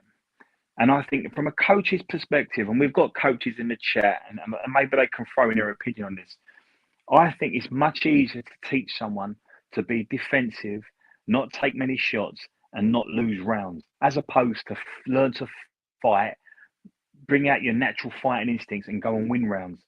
And I think Lawrence has been coached 100% to what he is. There's nothing organic or natural about Lawrence in terms of as a fighting quality. So Lawrence, if you put Joseph Parker in a phone box, he can have the fight. He knows how to turn his punches over, round his shots. He knows how to work inside. He can fight up close. Lawrence can't do that. Lawrence is all about distance and is a reactive distance keeper. So someone said to Lawrence very early on, with your arms and your height, let's keep it long. And he's just worked on distance. And he keeps everybody at range. And if the minute someone comes close to him, he'll hold them, tie them up, they'll reset and they'll go again. Now, last night, we've all said about Lawrence, he stunk so many gaffes out. And if he was boxing in your back garden, you'd draw the curtains. But last night was an opportunity for Lawrence to say, I've always been cutting weight. I've never been at my full potential. I'm a big guy. I can punch. You're going to see what I'm made of tonight. And against a Kevin Lerena, whose best win is probably Marius Vac, who was coming in on the back of 3 losses out of 4. A Kevin Lerena who's got 15 knockouts out of 31 wins. This guy is tailor-made for Lawrence Okolie. Let your hands go, Lawrence. All right, have a couple of rounds to have a look at him. Find your distance, but then start letting your hands go. He just can't do it. And anyone that can press Lawrence and knows how to fight inside, knows how to fight up close, let their hands go, will beat Lawrence Okolie. A la Chris Billum-Smith. You ain't even got to be a kid of super high motor skills. Anyone that can go inside Lawrence's circle, anyone that can let their hands go close, beats Lawrence Okolie. He's just not a fighter. And his whole game is about, how do I not lose this round? And that will get you so far. You'll win more than you lose. But at the top level, you'll stink the place out and you won't win big fights. So last night, I thought was an opportunity lost for Lawrence. I thought he had a chance to really show what he was made of against an opponent laid on to get beat and beat well, but he couldn't do it. And it's not the first time he said this about Lawrence. On the Asylum, we've been talking about this kid since he was in the Olympics. We know all about him. He's had his chances. And last night was typical Lawrence. It was his MO. I'm going to keep it distance. I'm going to keep it distance. I'm going to be incredibly reactive. I'm going to do everything I can not to engage and not to lose this round. And it stunk the place out. It was the worst chief support you could have on such a weak card as well. Lawrence will always let you down, I'm afraid, because he's 100% coached. There's nothing about him. Sorry if that's harsh, but we've had this conversation so many times about Lawrence Okolie. No, I think that's a very fair assessment there. And we got someone else joining us here. We've talked Pacquiao. We've talked Usyk. As soon as we start talking Lawrence Okolie, that's when Dom wants to come on here. As I see him making a turn in his car, I couldn't tell if I was if I was watching Dom's video or if he had somehow linked to the fake taxi pornography. What's going on there? Are you here to talk boxing, or are you here to sell your pornographic videos, Dom? I was just listening. I'm driving along. Can you hear me all right, Molly? Yeah, I can. I was just driving along in the middle of Ireland, and I heard Rob Kelly, Esquire, coming on, and I was listening to a great discussion with Des, and I thought, I saw the fight last night, and I have to come on. I didn't see the Okolie fight. I don't waste my time watching. It's a pity for you, Dom. I don't waste my time watching. Matty, can I just say something? Sorry, Dom. Dom, can I just say something, Matty? Yeah. It's great to have Dominic on the chat. Really missed him. I want to say sorry to all the listeners, all the listeners that you could count on on the fingers of one hand that I've missed me. But no, I just can't. Well, basically, I don't get time to watch the fights at the minute, and that's why I don't like to come on if I haven't really seen more than highlights of the fights. But just on Okolie briefly, I just happened to be listening this morning to an interview that Ames did with Barry McGuigan, and I thought Barry McGuigan, he really summed it up well about Okolie. Now, as I say, I didn't see the Okolie fight, but what I've heard, it was he sunk the place out, which is what he's done most of his career, of course. But McGuigan just said that, the problem is that, of course, nobody who gets into the ring can be called a coward, but Okolie fights, he's inherently fearful the way he fights. And that's something that's very difficult to it's very difficult to sort of coach that out of you or come to a place in your development where that's not, coaching can't really get rid of that. That's something that has to come from the fighter. But yeah, it's as for the main event, just to echo what all the guys, Des and Rob are saying. I would just actually slightly disagree with Rob said on terms of who gave Usyk the hardest night's work. I think it wasn't Edge. I think it was Fury in the first fight. I think it's with two. Sometimes we too easily forget that period. I can buy that. You remember that the success Fury had from rounds sort of 4 to 7, and I think that was to me that was sort of the ultimate sort of measure of Usyk's greatness. He somehow had to find a way to turn that fight round. And he in the 2 rounds before he really hurt Fury in the night, but the round and a half before that, he found something from somewhere to turn that fight round when the momentum was against him. And that's, I remember saying on the pod the night after that, it's a lot of good fighters can look good when they're on top, and but it's turning something around when the tide's against you. That's like, we all know Ray Leonard. The ability to adjust on the fly. Everybody has a plan A. Most people have a plan A, and B. How many plans does a guy like Usyk has, and are they actually plans, or is he just that reactive that he? It's the come through the adversity as well, isn't it? They say that's the making of a great. Like, you can't call somebody a great until maybe they've had to get up off the floor, or they've been in a war and they come out on the other side, and they've been behind on the night and they pulled it out and stuff like that. That was Teddy Atlas's argument that Mike Tyson had only been in like 5 or 6 fights his entire life, and he lost every single one of them, right? That was a very, very popular consensus among old school boxing heads on Tyson, by the way, in real time when he was around. Don't tell that to Donnie though; he might fucking cry. But even, it's just, I was just, when I was listening to Des and Rob, just sort of rightly, praising the guy, the sort of thing that sort of struck me was that, the comparison I had with someone like Andre Ward, that really unique combination of elite level skill and toughness, that's quite rare, that you get a guy that has all the, like Ray Leonard was the same, like that really sort of very rare skill, and yet mean sons of guns at the same time. And Bivol is obviously the same. He's proven that in the rematch with Beterbiev. It's and even just some of the wee technical things that the guys were discussing. Like, I don't know if any of you have seen any of like the still photographs when Usyk's throwing that straight left. But if you look where his head is, he's not admiring his work. His head is facing the canvas. The chin is tucked right down. He's not looking where the shot lands. He knows where it's going to land because he knows he can trust his technique. It was so good to see him start really quick last night. And I mean, as I say, I think I mentioned it in the chat, the live chat. Part of that was because the way Dubois came out. Dubois was pressing the fight. And he had to press the fight. It was catch-22 for Dubois because for him to have any success, he had to force the issue. But by forcing the issue, he was always going to be vulnerable to gassing if the fight had somehow went on beyond halfway. But it was just nice to see Usyk, sort of finish someone that, as Rob said, he didn't deem to be worthy of being in the ring with him almost. As for some of the things that caught my eye, just listening to a few interviews, Frank Warren, I don't know if anyone saw, Umar interviewed him immediately after the fight. And Umar said, I think what we all thought that was the fight was one-way traffic. It was domination. And Frank Warren said to Umar, actually, I don't quite agree with that. It was a good competitive. The fight was very competitive. Daniel did well in some of the rounds.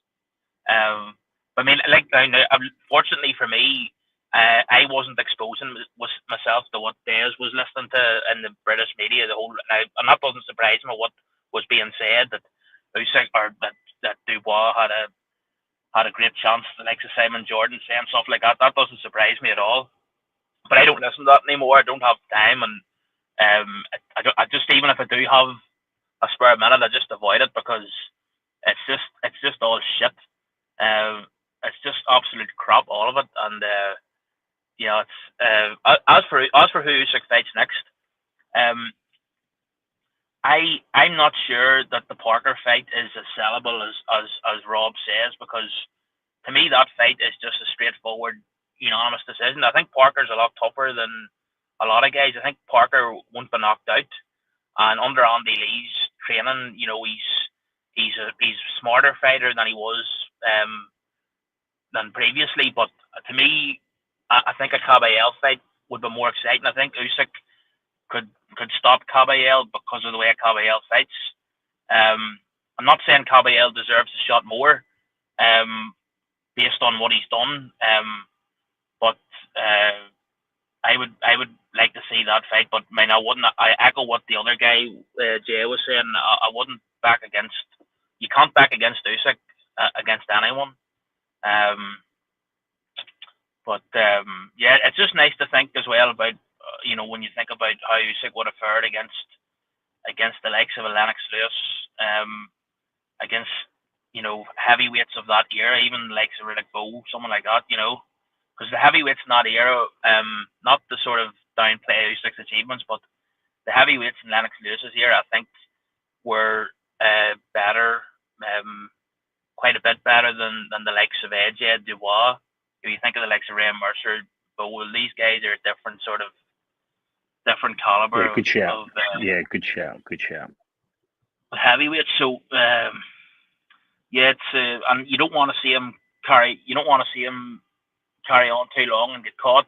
As for the sort of suggestions that he looked a bit, that there was maybe the first signs of aging, I'm not sure. I mean, it's whether he looked slower than previous fights. I'm not sure. I think he does. I think he's put on the weight more gradually, fight to fight. He's maybe become a bit chunkier around the middle as the fights have gone on. But and then the other thing is what's going to happen now with Dubois. It looks like Don Charles is going to be he's going to be made a scapegoat.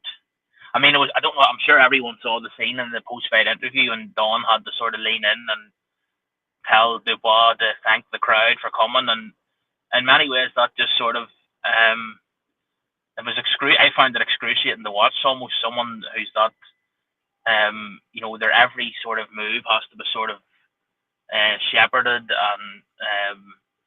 and sort of carried along. It's not nice. I don't think it's you can poke fun at it, but I don't think it's nice to see someone that age be so dependent on other grown men. I mean, Shane McGuigan mentioned this in an interview I listened to, a good while ago, sometime in the last year, and he said when Dubois was with the McGuigans, and I'm no fan of them, I've talked about this before. I can't overlook what happened when Frampton was under their care, but Shane McGuigan said that one of the things they tried to do was try to cajole him to take a bit more control of his life, like just basic things, not anything to do with boxing, just things that for your own independence or whatever. And he didn't really expand on it, but I think he was trying to be sensitive and say it in a roundabout way. But and it's just and Barry McGuigan said this morning in the interview with Ames, he's just not an intellectual. But what he meant, he just doesn't have the IQ, the ring IQ, to sort of learn things in the gym. And there's also the sort of this lingering impression that he doesn't really respect the trainer enough. That the father is just this overbearing figure and presence, and he's more inclined to listen to the father than listen to any trainer. So I think his ceiling is, sadly for him, is going to be limited. I think you might see Frank Warren. I think you might see Warren willing to put Dubois in with Itama. I think reading just some of Warren's statements after the fight, he was thinly veiled in his criticism and almost his irritation. But Dubois, he was talking about a lack of head movement. Now again, that could be read as a dig at Don Charles. And I was saying to Steve earlier, I don't think Frank Warren has ever really been too impressed with Don Charles. Even when he was training Chisora.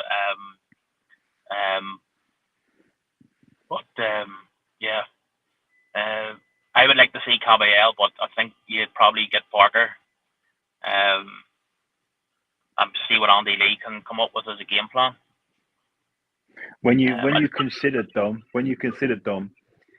the last 4 fights Dubois had since he left the McGuigans, if you work out the 10% of them 4 fights, you can understand why the McGuigans have got the needle, can't you? Yeah.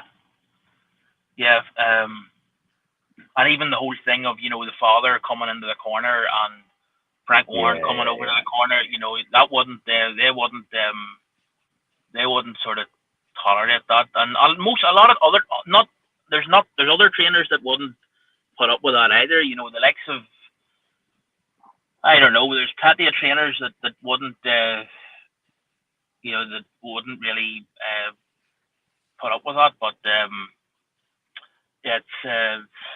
if I'm honest, Dom, imagine going back in time. We all know that Mark Tibbs had Dubois in the gym, and then he didn't quite like the involvement of the dad. But if Mark knew that if he gets past Miller and Ergovic, he's got AJ and Usyk, do you think Mark Tibbs would have bit his tongue and thought, yeah, go on then, I'll have you? Because it's big 10% in it on these fights. I mean, this is life-changing money for the trainers, isn't it? If they're on 10%. Yeah.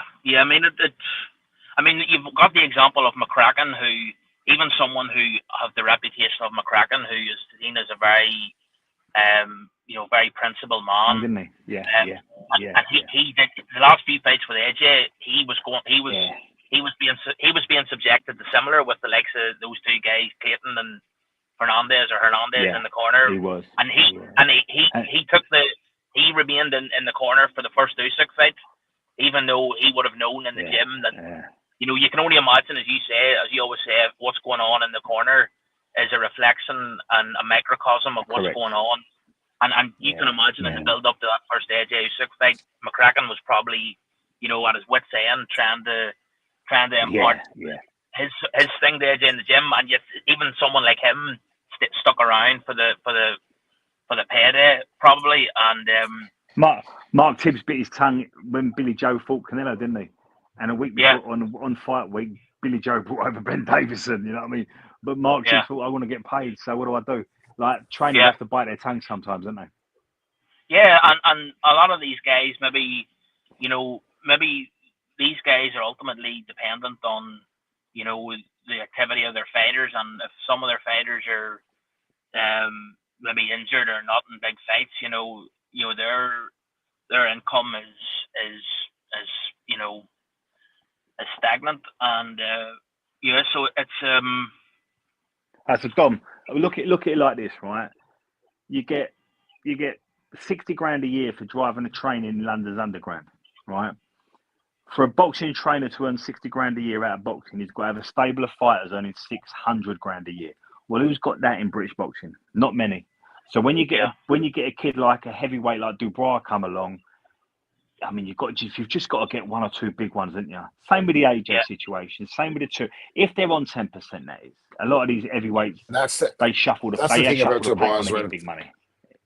You see Dubois being treated a bit like a commodity, like Yeah, well, he yeah, is a yeah. commodity to these guys, but you can see it. It's like it's more obvious when there's so many kind of obvious outside influences pulling around on him. Why? I said this before. I hated this. Why the fuck did they rush him back to fight Usyk? He did. Nobody gave him a chance. There was no Didn't need chance he that was going to fight. fight Usyk. We Didn't need it. didn't Just need been that made fight. champion in his own right. AJ or someone, give him another fight to trade off the AJ win. Build his earning potential. Keep him around again. Oh no, big payday with I Usyk. agree. Throw him in. Fucking throwing the chap to the Lions. Yeah, I agree. And you don't know if he'll be the same again. Like, he obviously is a confidence fighter as well. It takes a lot out of him there's big question marks over him. You know, there was the Lerena thing, there was the George thing, there was the first Usyk one. There was fucking people think that he has apparent mental issues in the ring, or when he faces mental pressure in the ring, that he'll go to form. Like, he'll turn his head away, he'll pull his head out, he'll quit, he'll jack. I don't think he jacked last night. I think he was not cold, not kicking. He didn't jack. No, he didn't jack. And if he'd have got back up, he would have been fucking stopped in the next 10 seconds anyway, no doubt about it. But he got right I'm up talking after about- the ref finished his count, but I don't necessarily think he like threw it in. I just think sometimes you know when you're beat. he knew he was beat. Yeah, that's a better way of looking at it. But how does he come back from this now? Like, so he has to rebuild again. He needs to put him out with a move about guy, somebody to blast out. Like, he's 27, he is still young, like, and he has time for a heavyweight. But what does that do for him? Bringing him out, putting him in with a knockover job just to put him back in there and in the down the line, like when Usyk retires or whatever, he's going to be in the hunt for another world title. He'll end up being cannon fodder for Moses Atuma when he's good enough. Like Dominic suggested, I think. I just thought it was this. It was a bit of a sad. You know, as much as you have to focus on Usyk's brilliant performance, it is a bit sad for Dubois that he went out like that. Like, it's because it felt like he just got to the top of the mountain for them to fucking push him down the other side when he got up there. Like, but they wanted everyone's it, Rob, lining their because pockets off him. They wanted it, Rob, because they pulled out of the Parker fight because this one come up. Exactly. So That's exactly. Dubois definitely wanted this fight. But if it's him or if it's fucking whoever's pushing his buttons, you know what I mean? I don't know if he knows what he wants himself to do. Like, fucking... Rob, if it was me, Rob, if I was looking after Dubois on the back of the AJ result, let's be clear here, Dubois is always in a shootout, isn't he? Whether he's getting touched by AJ or having to walk through fire against Hergovich or have a life and death with Miller and stop him at the end. He's always in a shootout because he's a straightforward guy. He does everything in straight lines. So, me personally, I'm agreeing with you. I wouldn't have put him in Usyk because we know how that one goes. Usyk stands in one of them. No one on this panel or anyone in connected with Asylum thought, and Daniel Dubois, the kid that got stopped on a jab in the last one, beats Alexander Usyk for undisputed. But what they could have done, Rob, along your lines, is bring over to London and a Jagbar, or bring over a Frank Sanchez, or bring over a Jaron Anderson, or bring in a Okolie. They're really good fights that sell, and then bring in the Usyk in 18 months' time. Along them lines, I'm agreeing with you. I wouldn't have chucked him in at Usyk. Or he could have just never fought Usyk and said, "Oh, if we had a moment that time against Usyk, you could have just traded off. Thought that we ran Usyk the closest, and now Usyk's retired. We'll never know. But this is Daniel Dubois' era." No, they fucking. That would have been the better move to just not go near him ever again and let the the story of the low blow just last forever and be like, "Oh, look, he's beat so and so now. He could have definitely beat Usyk again if he fought him." Now that doubt's completely gone. Do you know what I mean? Does that put more doubt in his head against anytime you face his fire now? Or are you going to look at him like and go, "Oh, he's going to go"? That looks like it, doesn't it? Like it does look like that he has a certain, like, AJ's tailor made for him. Head in the air, head back, fucking high, low hand, fucking chin hanging in out the dry, sucker for the overhand right. He's made for him, like.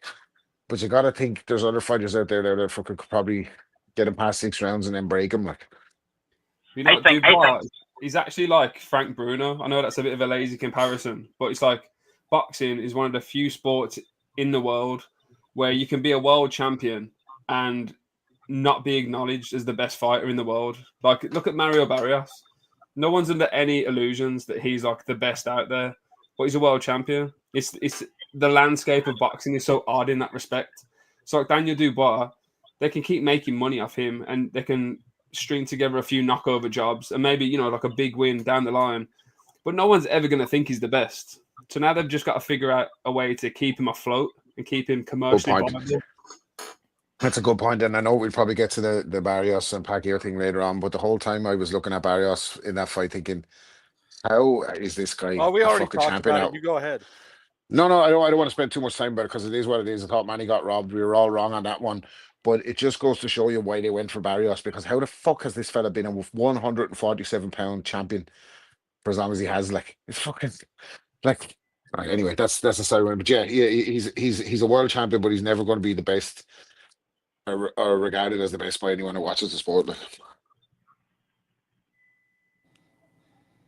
No, that's a fairly decent assessment of it. But I'll be honest with you, I don't know how you how you thought Pacquiao was robbed on that one. Kind of thought that could have gone either way. You like them flurries, huh, Rob? You like them?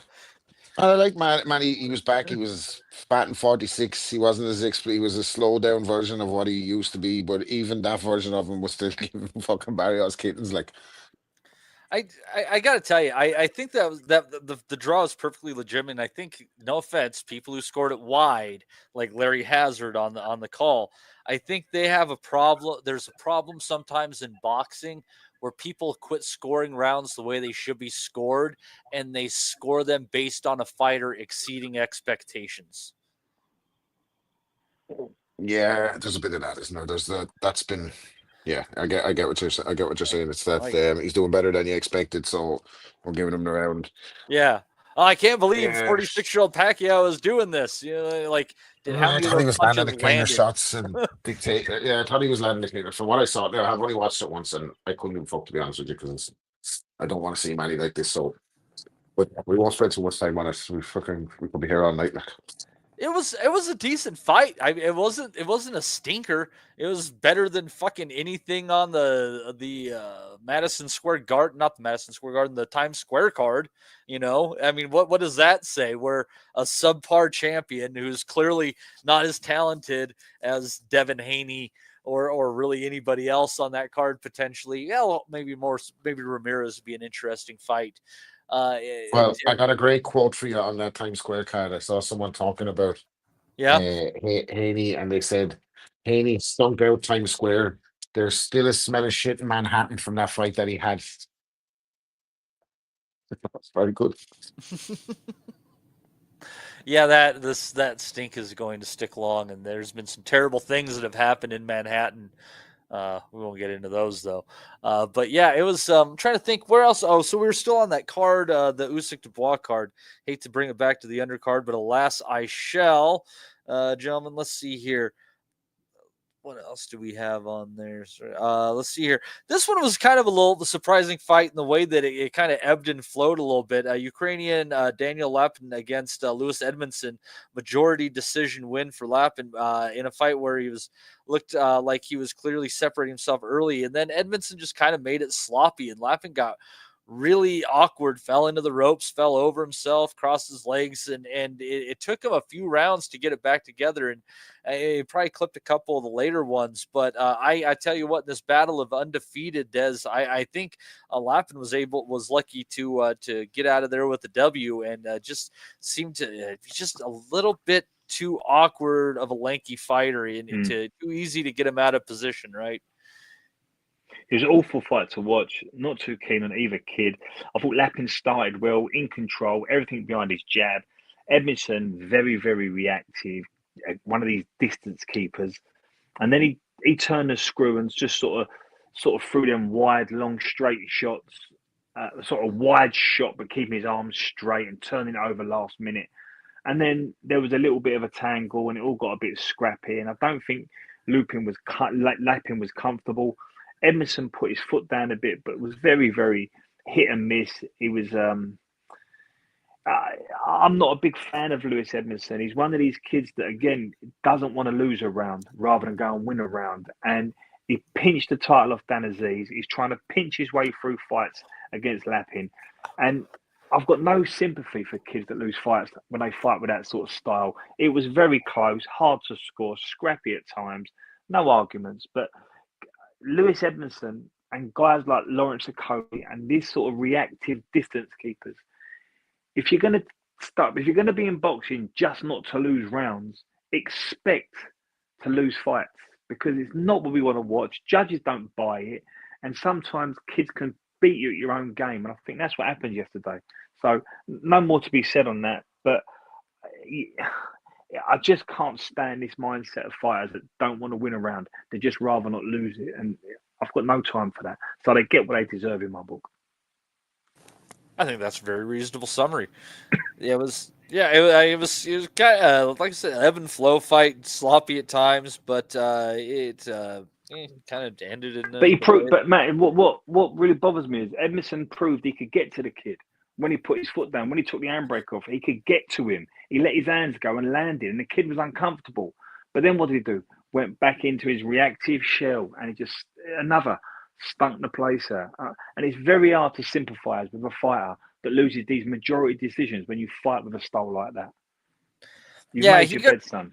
He could have easily won that fight. A guy who did make the most of his opportunity, and he was, I think, 3-4 to 1 he was paying to Solomon Dakers, beating the heavily favored Vyacheslav Serenko, who was undefeated at 22-0. Dakers coming off of his first defeat of his career in his last outing against David Adelaide, and it was just a surprising performance for nobody probably more surprised than Serenko. James, what were your thoughts on this little comeback fight for Adelaide, who gets him right back kind of in the domestic conversation at heavyweight? Well, to be honest, I was only around for the Okolie fight on the undercard, but to touch on what Des said, I think he's absolutely correct. Like, Okolie is just not a natural fighter, is he? He's like the exact opposite of someone like Ricardo Mayorga. Like, if you watch Mayorga fight, he belongs in a pub car park, but he's a 2-weight world champion because he's willing to fight and he's aggressive and he's there. Like, he's willing to be combative and aggressive and take shots. Okolie is he's just dire to watch, isn't he? Like, do you know what I mean? He's I like some of what he does, but it's so relentlessly ugly to watch that, like, I just can't get on board with him. You know, he's just not a good fighter for me. I mean, he's like, all obviously, coached, and James. There's nothing natural, but everything's been taught and learned and coached. Yeah, and he's like, you see sometimes Lawrence. He's in his head. I'm going to throw a 3-punch combination, and when the third punch isn't on, he still throws it, and it's an awkward punch that shouldn't he shouldn't be throwing it. Go on, mate. I'll let you carry on. Go on, James. No, sorry, he's completely coached.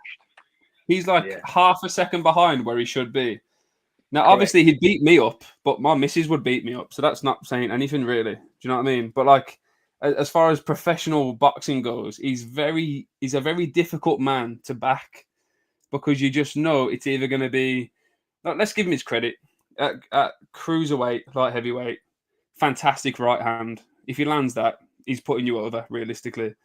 But because he doesn't know how to kind of get into range at the right time, and he doesn't know when to trigger his punches, and he doesn't know how to set people up, it becomes this grappling match where they end up getting tangled. It was like, who's your man? That Henry Akin, who fought Lennox Lewis. Henry Akinwande, yeah. He's like that.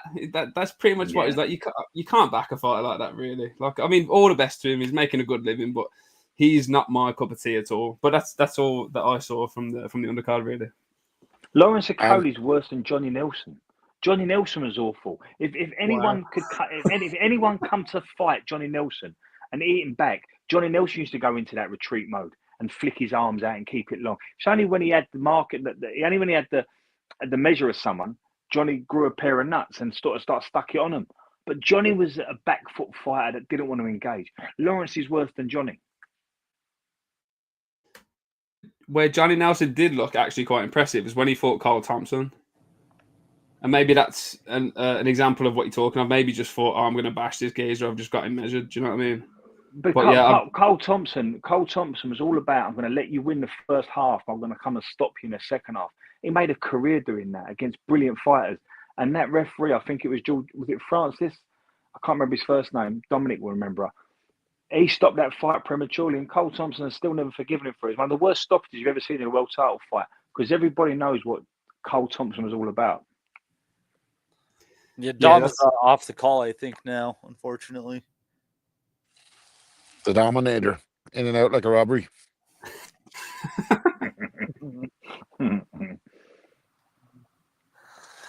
Yeah, it was that undercard was underwhelming to say the least. Solid Dacre's done well, Matt.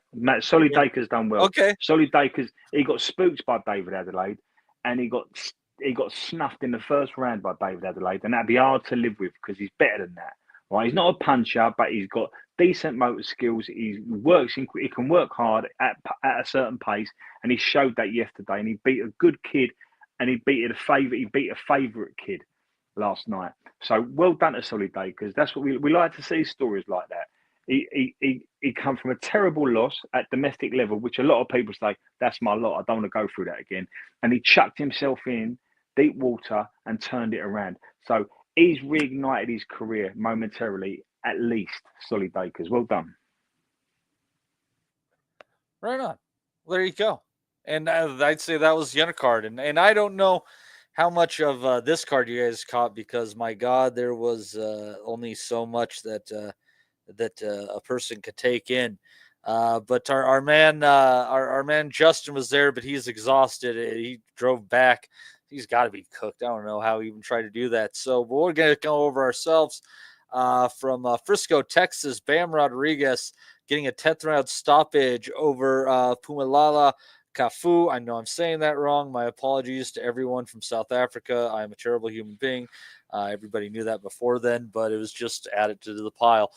Really kind of fun fight here at times. Kafu doing well off the ropes at moments, finding his moments, throwing over top of Bam, timing a little bit, using kind of the corner to his advantage, because Bam can only get so far to the side if you're in the corner. So he kind of chose to go with the knowns, but it ultimately caught up with him as Bam started blasting away in the 10th.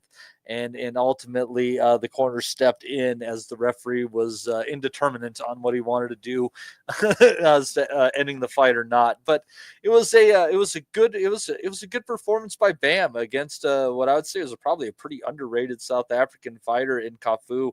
And now Bam has the WBC and WBO onwards to fighting Martinez for him in November. I'm looking forward to that. Did anyone catch this fight? Well, there you go. Yeah, I did, mate. I thought James did as well.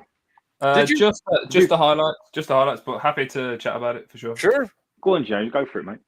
Bam Rodriguez, he's one of those fighters where at the beginning I didn't quite understand like how he was able to dominate people. But I feel like this fight, even though I only watched the highlights, I feel like he's able to pin his opponents to the ropes with his feet and like proactive foot movement. Obviously, he's a heavy hitter, that goes without saying, but he's able to stand in a pocket and preempt where his opponent is about to move before it kind of happens. Like so many times, he kind of landed his combinations, head, body, big shots, and then would skip back and skip in the direction that Kafu was trying to move at the same time. And again, it's like the Fundora, like claustrophobic, like that kind of innate pressure, like consistent pressure. And those kind of fighters, once they're able to get the measure and the read of their guy, they're on autopilot. They know exactly what they're doing, and they don't give their opponent a second to breathe. And I feel like that pretty much is the way he played out, even though, again, I didn't watch the whole fight. Yeah, I think it was another great performance from Bam Rodriguez. Like he started fast, he used his footwork to kind of glide around the ring. He's probing with jabs. He's testing out Kafu's defense. Kafu's trying to kind of play possum a little bit, play cute, like had a bit of a mongoose style to him, like where he's coming back to the ropes, trying to get his counter punches style going, stay composed, look to kind of land the big right that he got Tanaka with. But both southpaws were both trading jabs, but Bam's angles are just that much sharper. It looks like, again, he's like one of these guys that has no peer. Like you look at the victories over Rung Vasai, Sonny Edwards, Estrada, all good fighters and all top guys in their own right, and they can't do anything with Bam. Like, and he's just that, Kafu was in the fight to a degree, but when they started to trade punches, Bam's angles are so much sharper that he even snuck in like a little short left. I think it was like round 2 or 3. into the body. You can just see Kafu taking a big massive breath. It's like it looked like nothing, but it's the way he sets it up. It's just the way he turns his wrist at the last second, just gets the maximum torque on those uppercuts on the inside. He just starts turning up the heat. So around 4, he just starts digging Kafu's body. Then after that, with just vicious left hooks, just they kind of make it wince through the screen. You know that way. Like Kafu, in fairness to him, take his credit, took the punishment, fired back with counters, but I think he got something. He got Bam at one stage with something that caught his attention, but he shrugged it off, and then by 7 to 9, Bam was just taking control. He was breaking him down, systematically breaking him down. Footwork is that kind of Loma-esque. Not to want to give all the credit to Loma for that style, but dancing in and out, making Kafu miss, making him pay, coming around the sides. He didn't really do that until the second half of the fight last night. It was just part of his signature style. But the crowd knew the end was near. Like, and then when he just lets go of the flurry, then that's all she wrote. Like, he is an incredible talent, another incredible attack, and another one of these guys that up at the elite level. Elite is not even a term. Elite level. He's so accurate. He misses none of his power shots. He lands everything. It's like he sees that him and Usyk are similar in different bodies, obviously, but it's like Usyk and him see every opening in slow motion, and then they land it, and they're gone. So yeah, Bam Rodriguez, man, hugely talented guy. It's a pity for himself that he's only like 4'5" or something, because he's already potential if he was a higher weight. I think that the mainstream world would want to see him and pay more attention to him, because he's frightening talent. Like, or Kafu will be right back. Do you like that one? You won't get that, Maddie. Class, Rob. Well done. But yeah, no. Look, I think Kafu didn't shame himself or disgrace himself with his performance, and just against a guy who's so much better and there's nothing he can do. It's just one of those ones. Like, but Bam Rodriguez, here to be lauded, heralded, get all the plaudits. Like, he's another one. Like, on a night where we're giving Usyk all the credit, you have to kind of say the same things about Bam Rodriguez. He just looks like he never loses a step. Like, unbelievable. And Dreams Money Could Buy. I get what you're saying, that he was a huge favorite over Kafu, but that's based on how good he is. Sometimes it's just the competition that's there. And if you want to become undisputed in a division, you fight the guys who have titles. Kafu had a title. Bam went and took it from him. And the fact that he got a title this guy in the chat. Who's this guy in the chat? Is he changing? He's winding me up. This guy. Sorry, yeah, he's cool. I don't like, agree with everything he says, but you don't have to. He doesn't have to have the contentious point, the other point all the time. Oh yeah, stop this foolishness with the hype about Bam Rodriguez. Well, if we're not going to give the fucking hype to Bam Rodriguez, who are you going to give it to? If you're not going to give it to Usyk, who are you going to give it to? Give me a fucking break with that shit. Oh, he's fighting a 40-1 underdog. Look what he did with fucking Rungvisai, fucking Estrada and Sonny Edwards. Give me a break, man, will you? You can't fucking fight 50-50 fights every time. You can only fight who's in front of you. It's the performance that he's giving when he's fighting these guys. Knock it off, like. Yeah, it's the fact that these guys, when what you're really talking about is that he has to climb weight classes to get a real fight. I mean, that's real talent there. And mind you, he was willing to take the Nakatani fight. Nakatani balked at that fight. I think that's because he realizes he can grab a few more titles and then get the big fight with Inoue, and that's going to make more money in Japan than anything he could get with Bam Rodriguez anywhere. No offense to Bam, it's just because this would be a huge fight in Japan. You just can't write a script like this, you know. But Bam's fighting who he needs to fight, and if he's able to take these last couple belts off of Martinez, he's unified that, and then he can go up to 118 and see what happens from there. But I mean, since I got into boxing, there's been a revival of below featherweight boxing, and Bam's already in the top 10 in this modern era of sub 126 fighters that I've seen do it. And he's probably in the top 5, but he just doesn't have the resume for me to say as much right now. He's an incredible fighter. I mean, he's up there like Chocolatito, Inoue, and a couple of others would be in that discussion. Estrada, it was fantastic. And Donaire, you guys were talking about like just seeing the shots. Donaire in his fucking prime. I mean, he was ungodly with picking those holes out. And if we're talking about Bam Rodriguez alongside those guys, man, that's high praise. Des, what were your thoughts on the fight? I thought Bam was brilliant. I think Bam's a super talent, top 10 pound for pound in the world. If you don't get Bam Rodriguez, you must have an agenda, or you must just be argumentative. I don't know, overworked, undersexed, whatever. Bam's a top kid, top 10 pound for pound in boxing at the moment. He's fought 3 world champions of his last 4, stopped every one of them. What more can the kid do? And he's a monster. Like, he's 22 wins, 15 by stoppage, no defeats. What more can this kid do? Last night was a brilliant example of how you become a pressure fighter and you exhibit how to fight in the pocket. Bam's got this brilliant herky-jerky style, but doesn't do it with too much distance. So he's always in touch and reach. So he's always herky-jerky. And he punches first and he punches last. He starts the exchange and he finishes it. And something really dangerous about Bam, and it won in the fight last night. It finished it, closed the show. He throws lead hooks with both hands. So while he's standing in front of you, he's got this brilliant jab 1-2, but he can also throw a lead left or a free lead right hook, and he does. And I think it was the lead left hook that clipped Kafu and put him over, and that was a stoppage. Bam is a super talent. Like, this guy, it's a shame he's down at light fly, because if this guy could go up the weights, he could be one of the best smaller guys we've ever seen. He's up there with the best of them. Brilliant fighter. He's a pressure fighter. He knows how to fight in the pocket. He knows how to look after himself. Punches with both hands. Like, anyone. Like, I know boxing fans love to be objectionable, and sometimes we're all a little contrarian. bit. Boxing fans are natural contrarians. Contrary, yeah. My God. But if you ain't looking at Bam, or you ain't looking at Bud, and you ain't looking at Usyk and thinking these are as good as it gets, particularly in this era, and they can live in any era, I don't quite know what you're seeing that I'm not. So look, we talk about guys from the very start. We talk about guys that don't get a lot of play.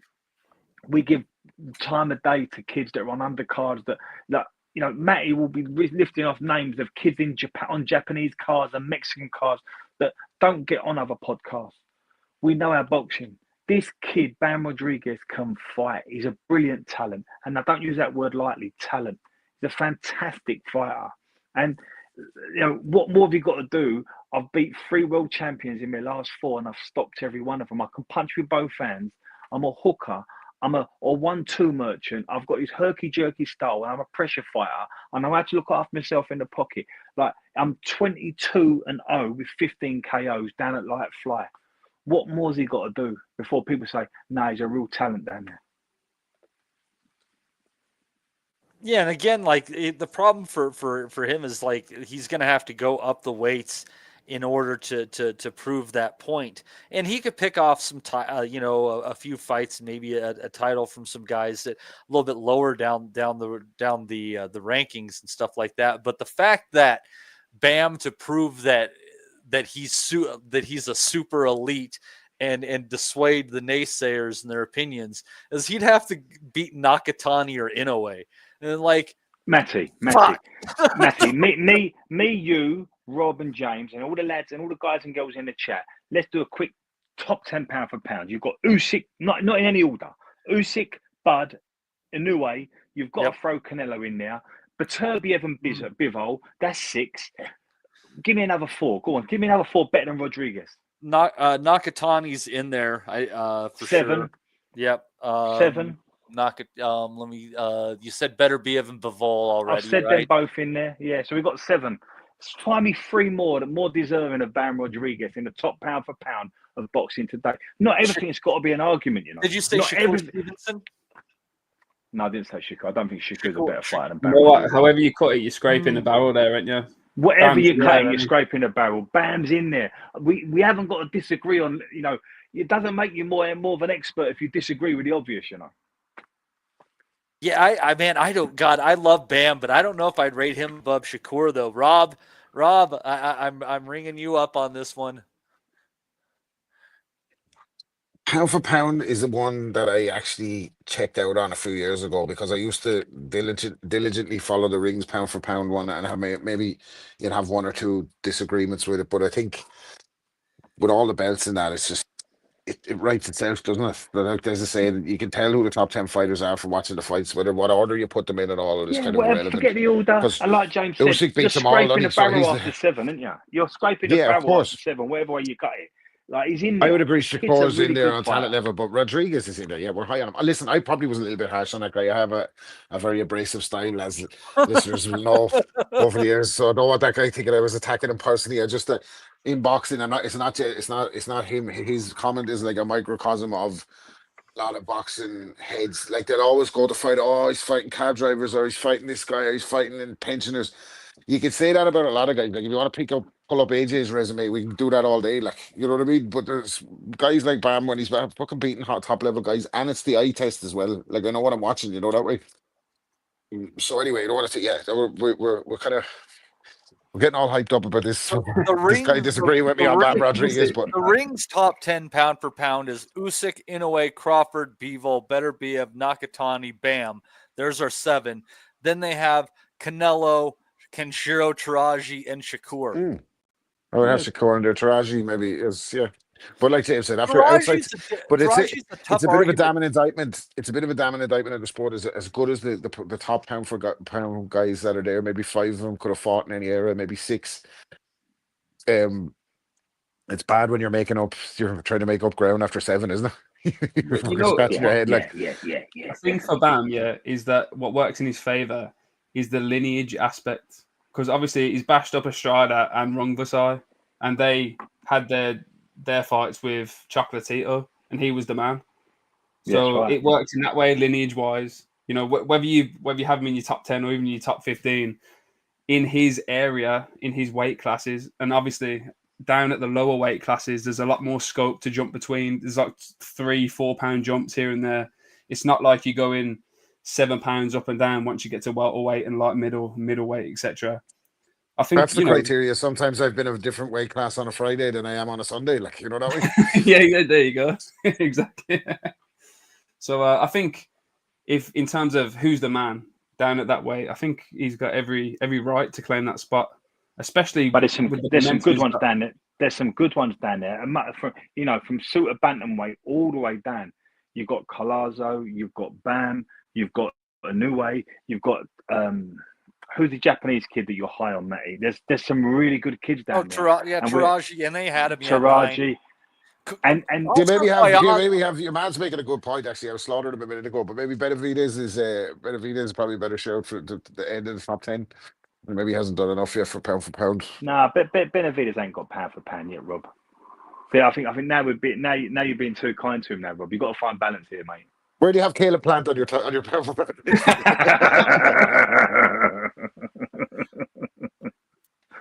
And then here's another thing as well. Like, our eyes don't lie to us.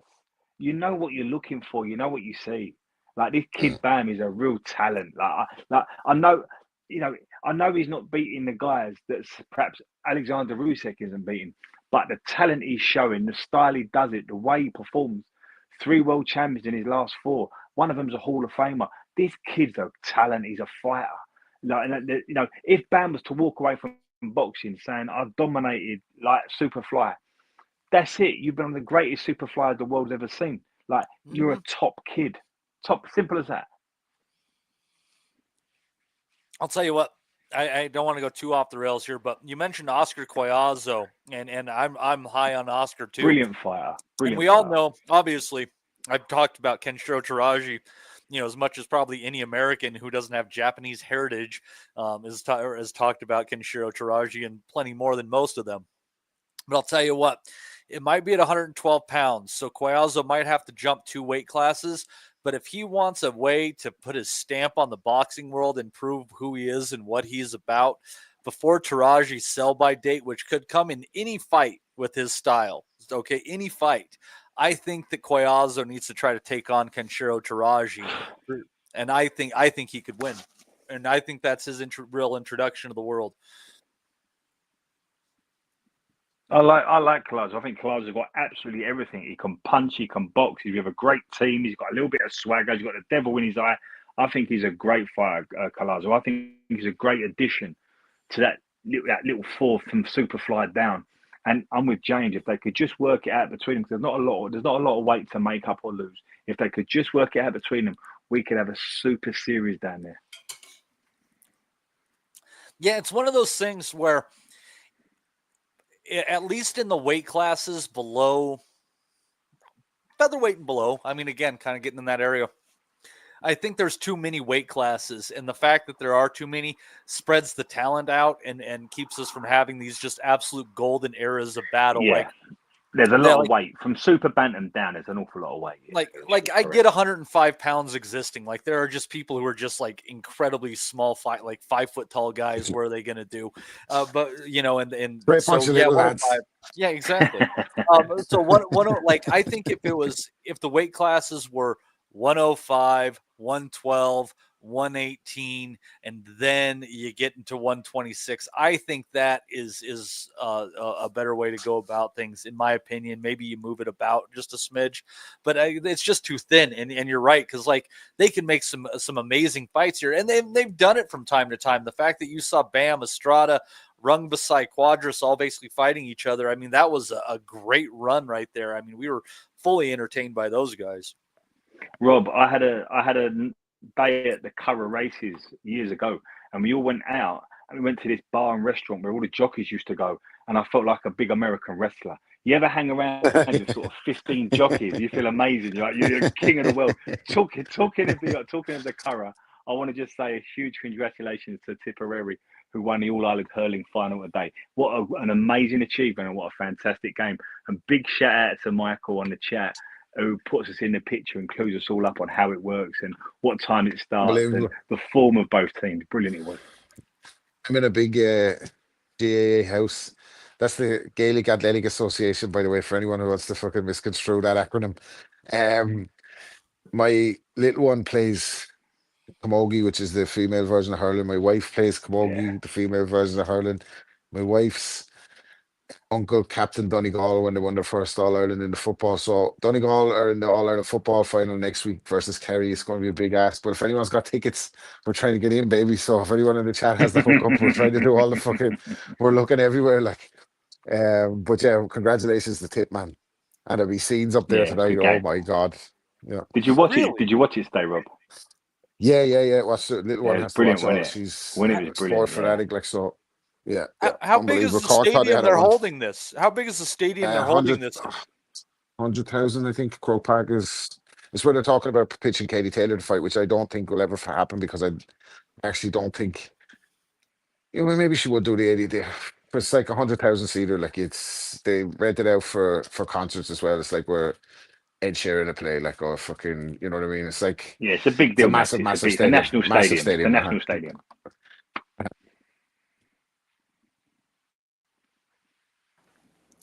Yeah, that's amazing. So there's no tickets for that even on the secondary market. That's fucking nuts. Fucking gold dust. Honestly, better off finding hen's teeth. Like, fuck me. Damn. And for a sport that fucking I probably have seen twice in my life, and most Americans wouldn't know. We say Irish hurling. Most people say, "You're talking about what happens on St. Patrick's Day?" Like, no, has nothing to do with green beer. You dumb son of a bitch. Anyhow, I'm trying to think. The undercard of this, I didn't watch any of it. It looked terrible. I'm trying to think. Does anybody have anything they want to cover from the fights that we covered this week that we might have missed for some reason? And if not, we'll move forward to what we have ahead. Tszyu and Fundora. Did you just cover that one? Oh, go for it, Rob. Yeah, go for it. Yeah, we talked about it. Yeah, get your shit saying. Yeah, just fucking, just a fall from grace. Like, and I think made off poor matchmaking in the aftermath of the first Fundora fight, because they're, how do I say this guy's name? I can beat him again. Murtakalia, is it? Murtazaliev. Murtazaliev took his soul, and basically he's shot. He looked shot last night from round one. The minute he got dropped, he looked like he was in survival mode. He's a tough fucker. He tried to swing for the fences with Fundora. Fundora again sticking to those principles and not fighting on the inside, being a 6'5" light middleweight or welterweight or whatever the fuck he was. Finally using his length. And fucking, quitting it's just a fall from grace, isn't it? Like, and you look back at his career and wonder, was he ever that guy, or did they just match him really well on the way up and then really poorly after the Fundora Let me fight? make Like, this argument, Rob. Everything that they have done with Tim Tszyu and his career has been wrong, starting with the cut in the first Fundora fight.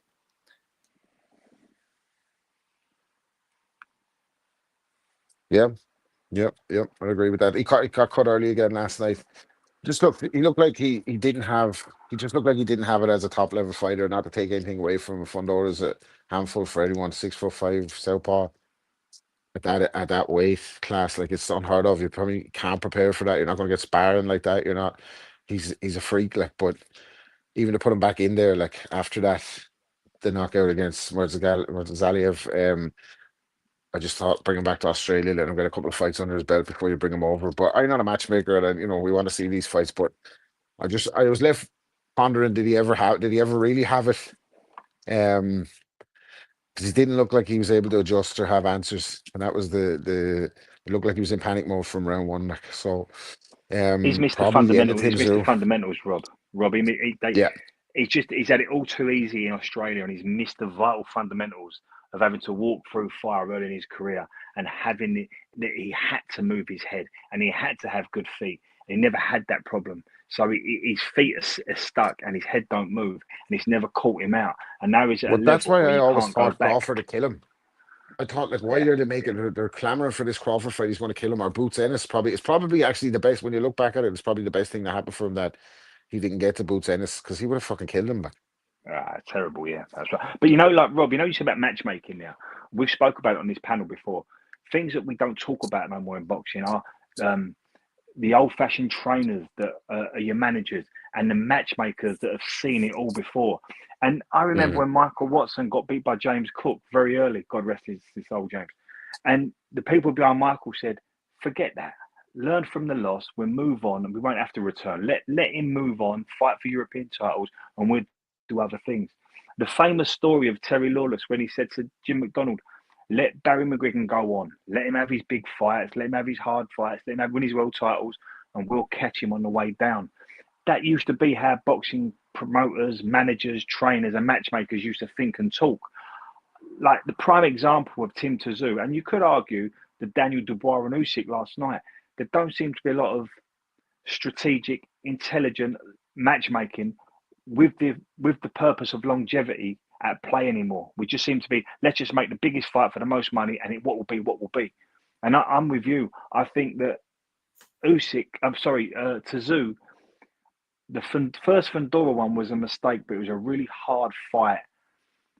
The Murtazeliev one was a disaster, and you have to wonder who made that one. Am I mistaken? Sorry, Des, to cut across you. Am I mistaken? I think if Fundora was a late, that was a replacement, wasn't it? It was, yeah. Wasn't Tszyu was supposed to fight Thurman, wasn't he? And then he was supposed to fight. He saved his show, yeah. So, and although, so let me say, I said the cut, but let me go back further.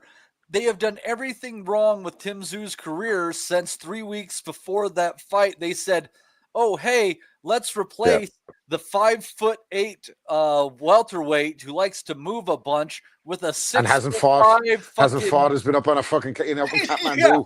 Yeah, let's replace him with this 6'5" southpaw who throws around 100 punches around from the weirdest goddamn angles you'll ever see. That's insane. The fighter's always going to say, yeah, I'll take it. I'm ready. You want to fight? Yeah, I'll fight.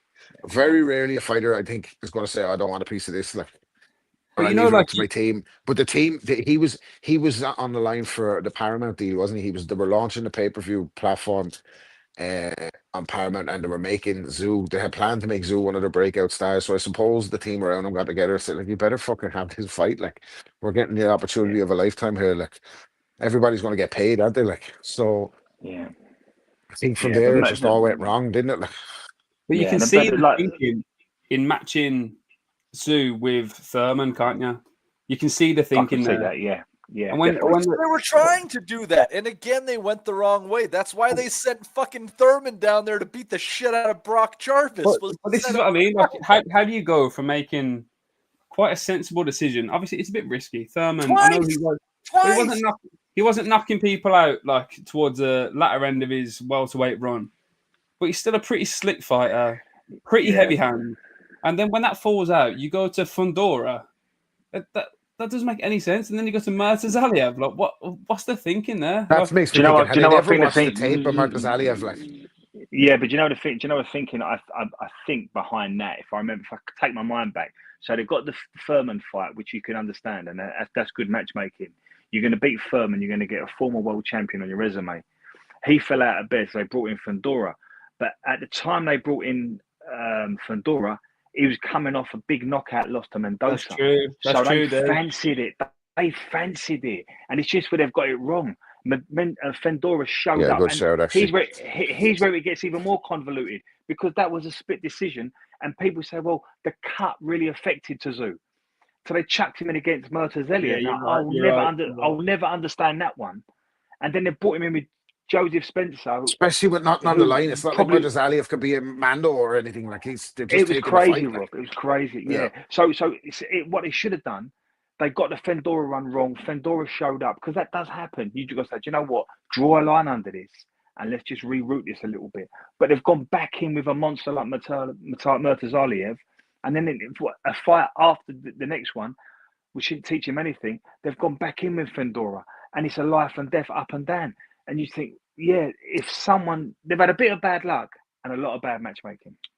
Yeah, it's like I thought he had the look of a fighter. I don't want to say washed, like, but he had a look of a fighter that was, I can't say gun shy either, because he was letting his hands go, but shell shocked when he got hit.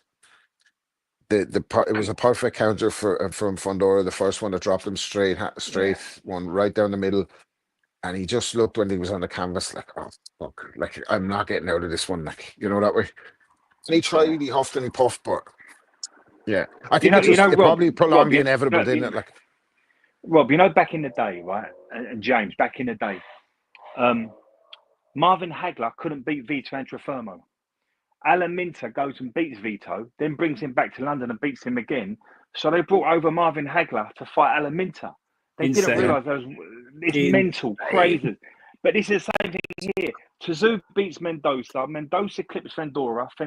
Furman falls out of bed. So just bring in the big 6'5" fella. We'll knock him out, and we're there. And Tszyu beat Mendoza. You forgot about that fact too. Tszyu beat Mendoza. Said that, yeah. So Tszyu has already beaten Mendoza. So the thinking was just bring Fundora in, and we're talking about this big Amazon. Was it an Amazon deal, Rob, that they was lining up, or if they was going to headline Tszyu people? So there's a big television deal. I think it was Amazon or was Paramount or was one of the big streaming networks. Peacock or one of these type of Peacock, things, one of them, yeah. Some kind of money. So a lot of money. So I thought, you know what? Let's bring in a big name that hits a big demographic. Fundora's ticked a lot of boxes, but Fundora turned up. That happens. You know what I mean? Like, you think, wow, it's unlucky, but then it just went from bad to worse with a Murtaza Aliev, and then they've thrown him back in with Fundora, and Fundora's got better. The more we talk about this, the more you can kind of see where they were coming from. They're trying to keep his star shining. Do you know what I mean? Trying to keep him relevant. Obviously, you can go and have knockover jobs and all that. But again, we spoke about it. I admire him for getting back in there with Fundora. And let's be honest, he was landing some clean right hands against Fundora. They were desperate shots, but he was landing clean. And there was every chance in the world that he could have put him on his ass. And then we're telling a whole different story after that point. No, it was a hell of an entertaining fight. It just so happens that Tszyu hit his threshold for pain tolerance at some point in there, and it was all he could handle. But I give him all the credit in the world for biting down and throwing some shots there, because it turned it from what looked like a totally one-sided beatdown into what had a few really good back and forth rounds, including the one right before the round where he quit on stool after it. I think that round is in the conversation for round of the year. My opinion. Tell you what, I don't want to go on a extension, but you know I'm going to do it. Dave's mentioned Marvin Hagler fighting Alan Minter. The British crowd weren't quite the same as the modern day British crowd back on that night. What do you mean, Rob? Well, they weren't up singing Sweet Caroline when they were raining in cups of urine on top of Marvin Hagler. Yeah. They were raining beer bottles down on top of him, weren't they? There were national front lads in the crowd that night. And, you know, it's like when you watch, was there a legendary nights on that? I can't remember, but I remember watching a documentary about it, and you're thinking like Alaminte's beat Antifermo. You can see the thinking, but Hagler was just a different breed, and he just beat the living shit out of him. He was more like, it didn't matter to him that he was in this cauldron of English fans who are racist as fuck. Like he grew up in an era. He's from Massachusetts. He is well I'm used to saying. it. There's nothing to him. There's nothing that was going to be presented to him in England that he hadn't seen before his whole life, and he just got to work and cut minted to ribbons, and that was that. Do you know what I mean? It's one of those. It's a classic win. Do you know what I mean? But yeah. Sorry, yeah. let's go back to the fucking away from 1979 and back to the fucking. Even saying that is giving me a pain in my chest. Oh, 2025, Rob. It's 2025. There you go. Goof. Believe me, I have the same thoughts at many moments in my life. So, yeah, that was. I was getting upset. I got upset the other day. I noticed that I have one gray hair now. I'm fucking starting to stress out about it. Shit, you got your first gray hair? Yeah. I know, it's upset me, man. I've been getting gray in my beard for the last year, and they've only been getting worse. Like, I'd shave my beard, but then I'd be ugly. So, anyhow. You don't get gray hairs when you just fucking Bobby McFerrin it, you know that way? Don't worry, be happy, you'll be grand. Yeah, great song. Ooh. Anyhow.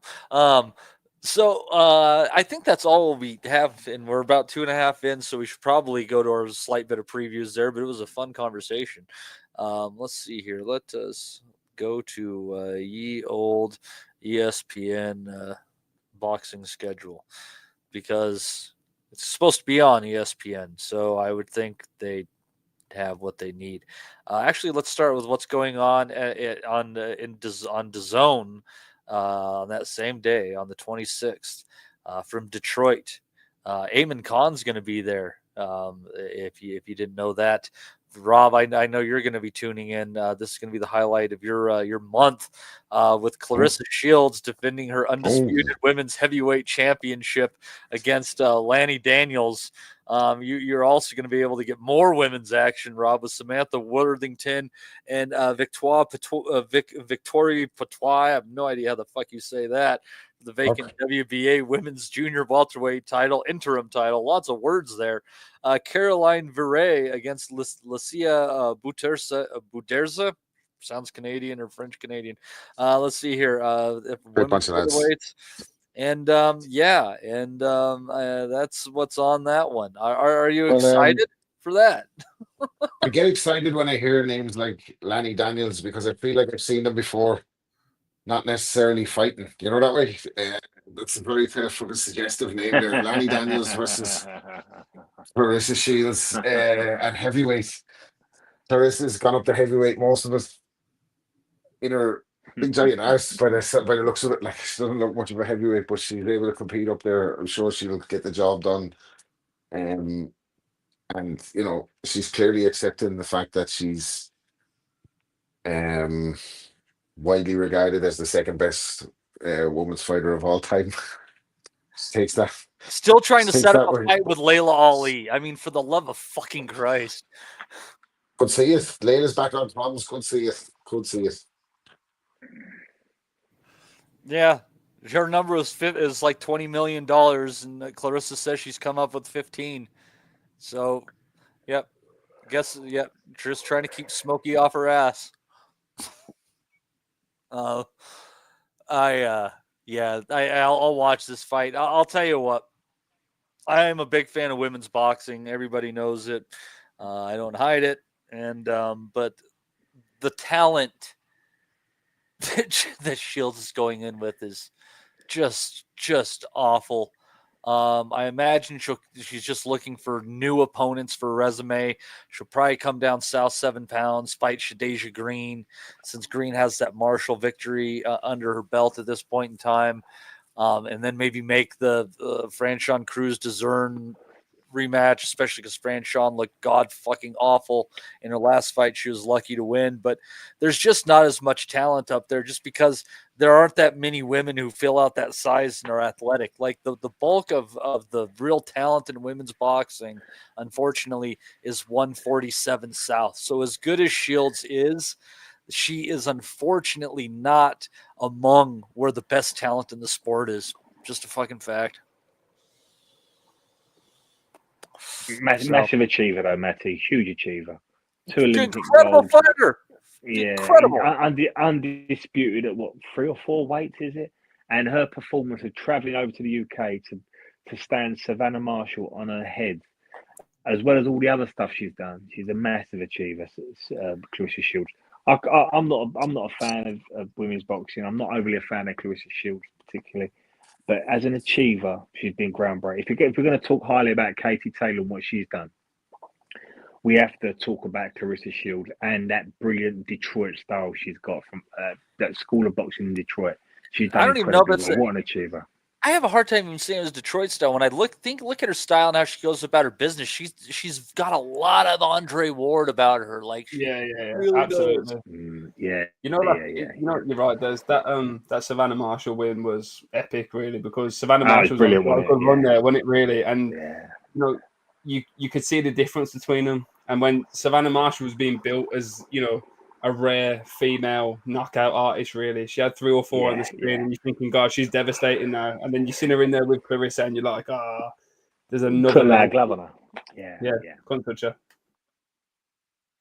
And she's acquired so many titles as well. She's now the new Mrs. Papoose as well, Clarissa Shields. She's managed to add that one to her repertoire as well. Is that who she's going out with now? I thought she was sleeping with Savannah Marshall back in the day. Yeah, well, she's switched the style up, you know, that way. She's good woman. She can fight southpaw or orthodox. Apparently, she's apparently she was the main contributory factor to Papoose and Remy Ma breaking up, and they've been exchanging barbs back on Twitter and whatnot, like threats. I don't want to fight Remy Ma, by the way. She went to jail for shooting a girl in the stomach. I think maybe Clarissa should fucking, you know, whatever about moving up weight classes. She's not bulletproof, so maybe she should shut the fuck up for a change. I know none of these people. There's a reason for that, Matty. I'm very out of touch. Very out of touch with the youth of today. No, this is incredibly niche.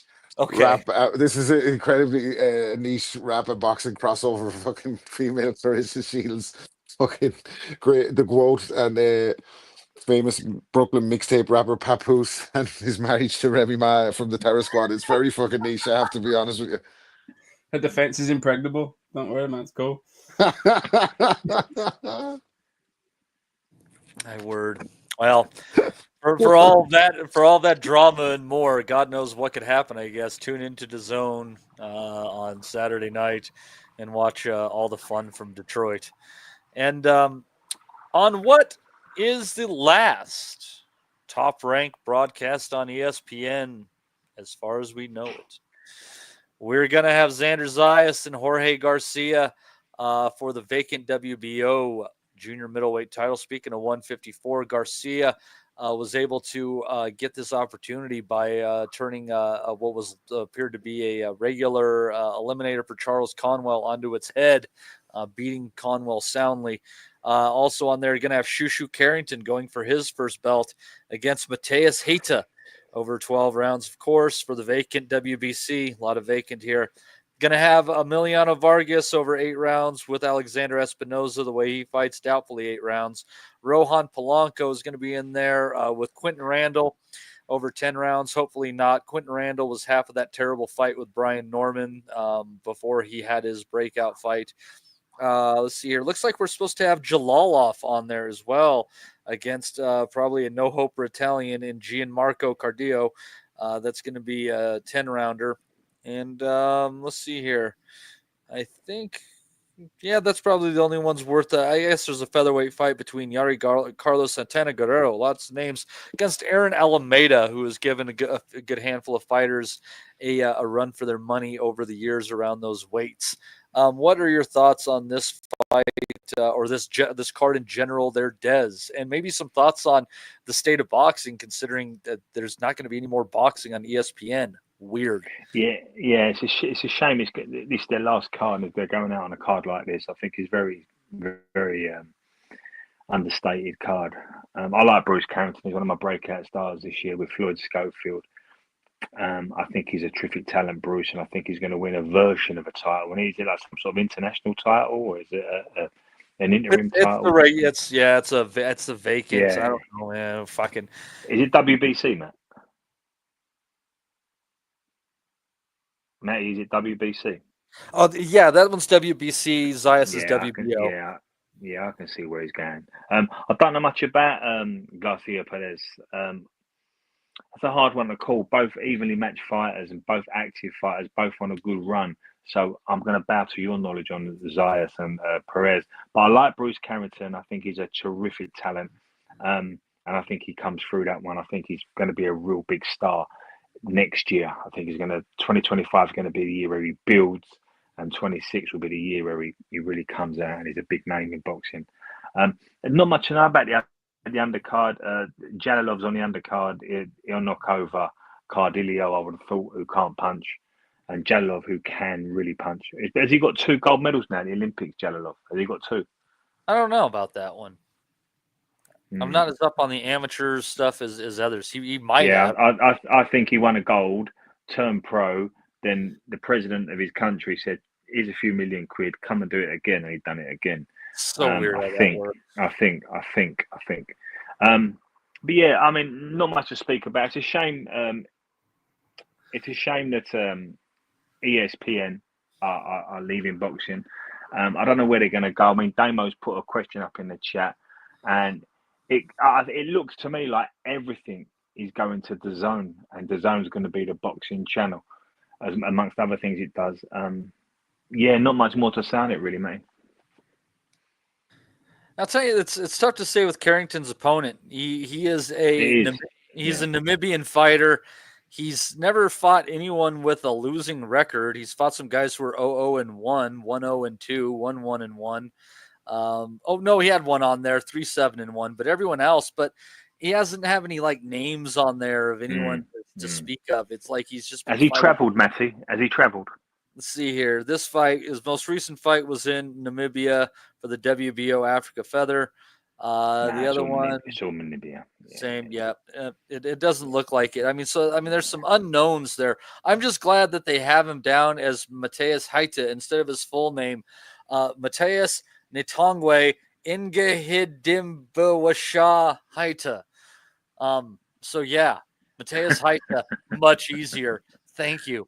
But yeah, I have no idea what to think about like this. It's such and you do get guys who come out of nowhere, and they've knocked over who they can knock over based on the talent available to them. So you just don't know for sure, but it kind of feels like they're handing Carrington one. Correct. Yeah, correct. Yeah, they are. I'm worried about Brooklyn fighters ever since Berlanga. And fucking, who was the last one out of Brooklyn that was fucking a big letdown? Like, and I'm waiting for fucking Carrington to let me down. He looks the good so far, like in 15 fights, high knockout percentage.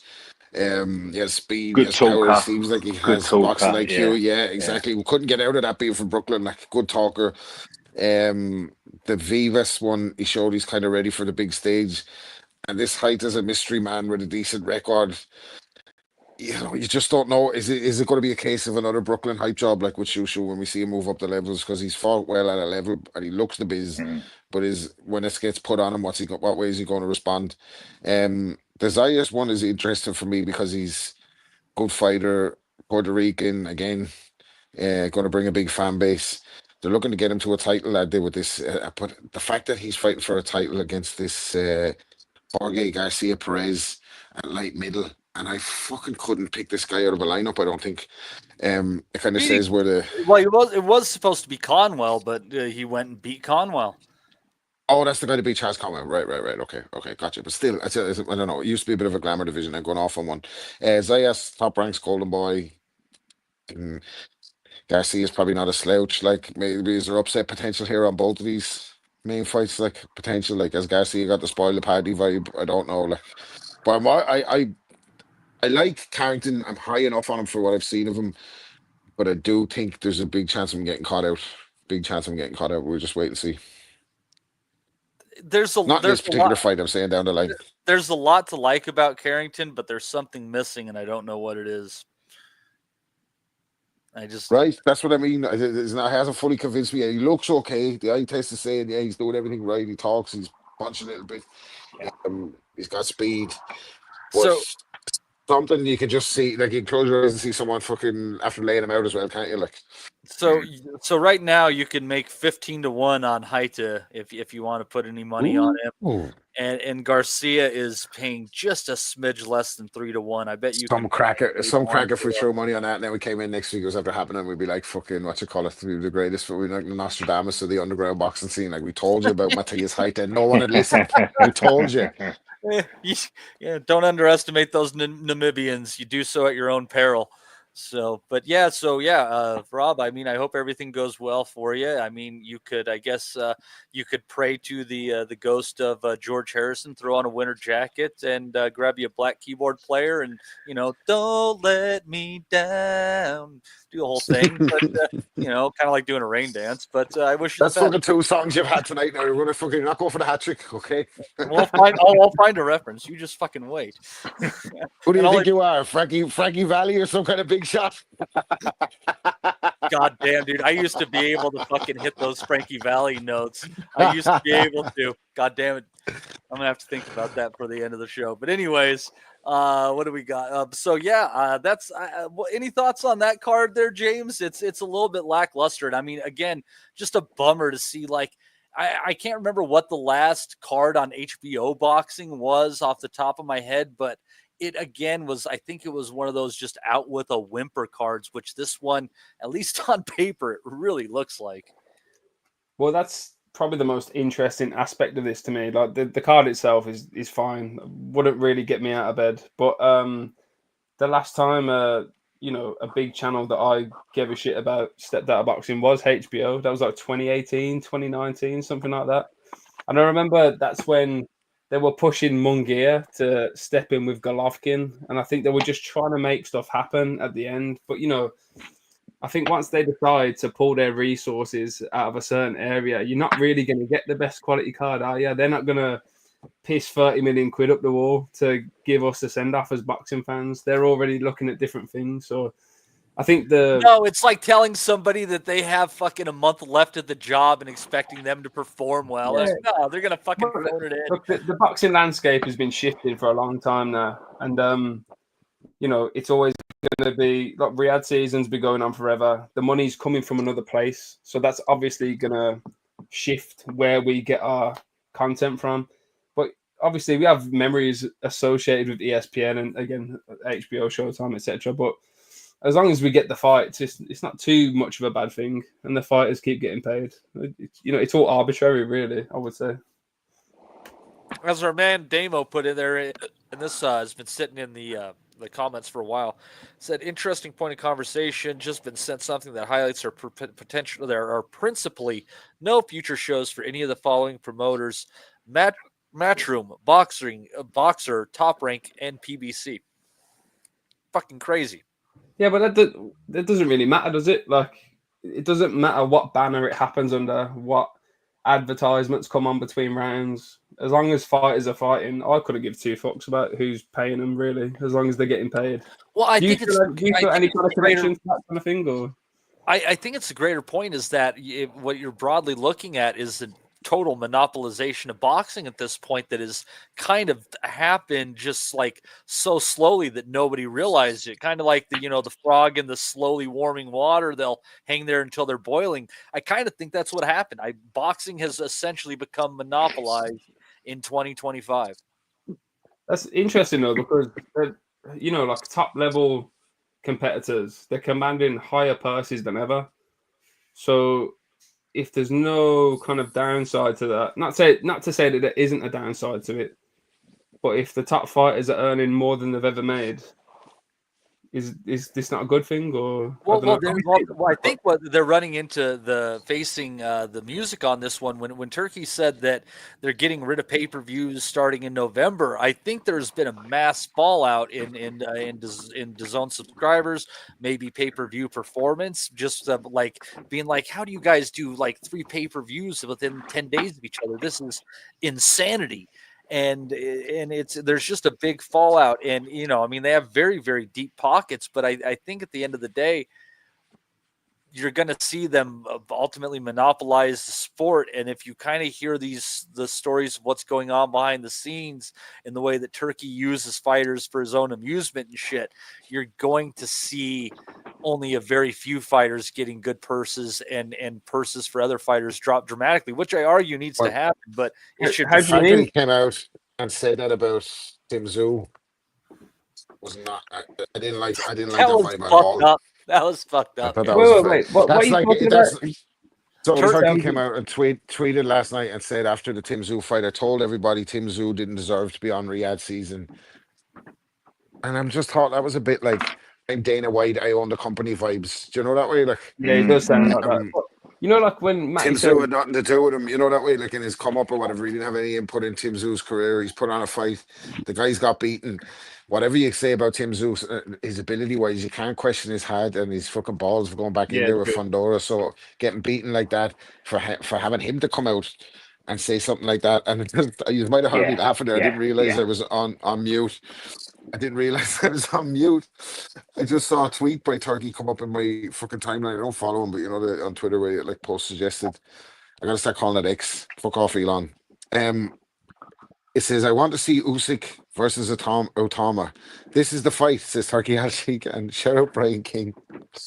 Oh man, former listener to the Asylum, former co-host on the next big pod, and fucking lunatic. But he says, I want to see Usyk versus Otama. This is the fight. And Brian King says, I want to see you win the Hague. Jesus Christ. Okay. Well, that's real talk, though, isn't it? To be honest with you. Real shit. Yeah. Matty, you said something there that I just want to pick up on. You said whatever's going on behind the scenes with fighters in Turkey. Like, what do you mean by that? Well, you hear stories like, and I guess it was filmed and shown to some extent. I need to like look and find it, but like they had the Smoker in New York, where basically all these fighters who, and many had upcoming fights on the schedule, came in and boxed in front of Turkey Al-Sheikh for an opportunity to be on the Crawford Canelo undercard in Las Vegas in a couple of months here. And like, these guys really get knocked around. No and shit like that. Yeah. And it happened with the knowledge of the New York State Athletic Commission. So these are basically would be like unpaid fights that are underneath the guise of a sanctioning body while not being sanctioned whatsoever. They're just like letting him get away with whatever the fuck he wants to do at this point in time. So they were essentially having unpaid auditions to get on these big cards. Yeah. With the knowledge of whatever athletic state commission has to be involved. And everything about it says that it would have to be a sanctioned bout to go forward in this. It's not like under like gym rules or anything like that. Like it's I've read a bit about it, and I'll have to kind of put it to. I'll get some pieces together for you that I've read. I think the bottom line here is the mask is starting to slip, isn't it? We're starting to see a little bit more from Turkey, and what we're going. I mean, could you imagine if Eddie Hearns put out a tweet?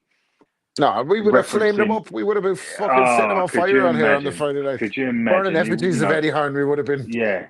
Could you imagine? And what he actually said was, you're not good enough for Riyadh season, but you can come in as one of our sparring partners. It was a right liberty, what he said. It's unnecessary. And it's not in the culture of boxing. Especially when you put in a performance like he did. He died on his feet near enough last night, Tszyu. So that's out of order. And what you're seeing now is the mask starting to slip. And the more control he'll have, the more you'll see his true colours come out. Yeah, that's a way to put it. And I think it's just the idea that it's necessarily like a good thing, it's starting to fade that too. Because check this out. This is the boxing schedule that we have over the next couple months that's on ESPN. And ESPN's schedule, yeah, I know they're getting out of boxing, but they're still a sports network. They still report it. And so basically, they put anything on there that's like event-y worthy kind of stuff of a certain level.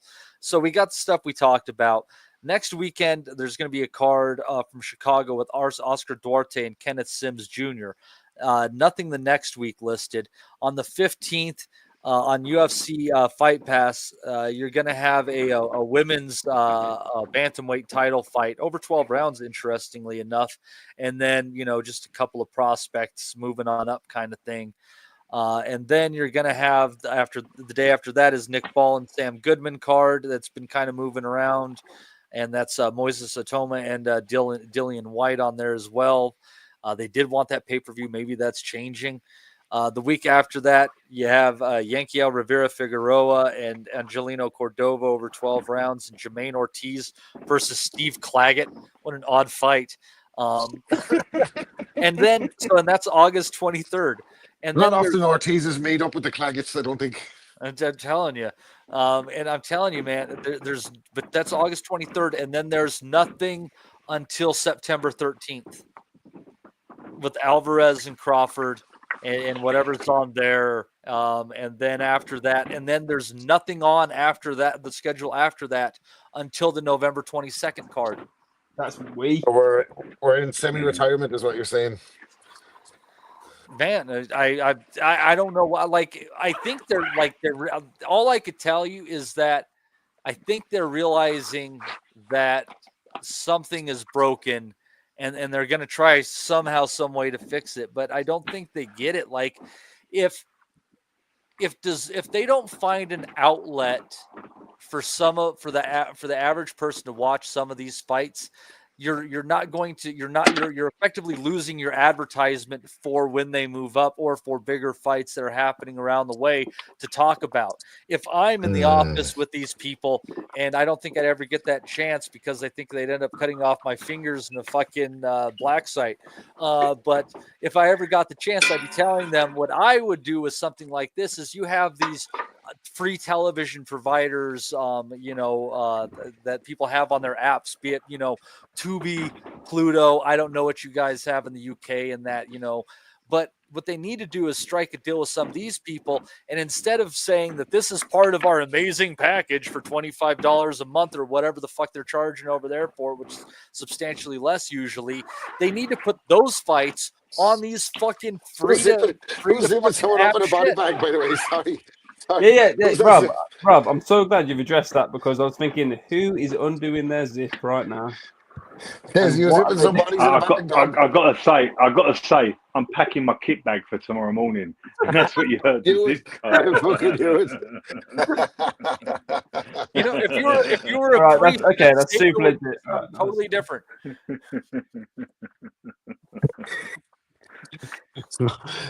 I'm the last person to complain about sound quality on the Boxing Asylum. I spent about 3 years in the wind.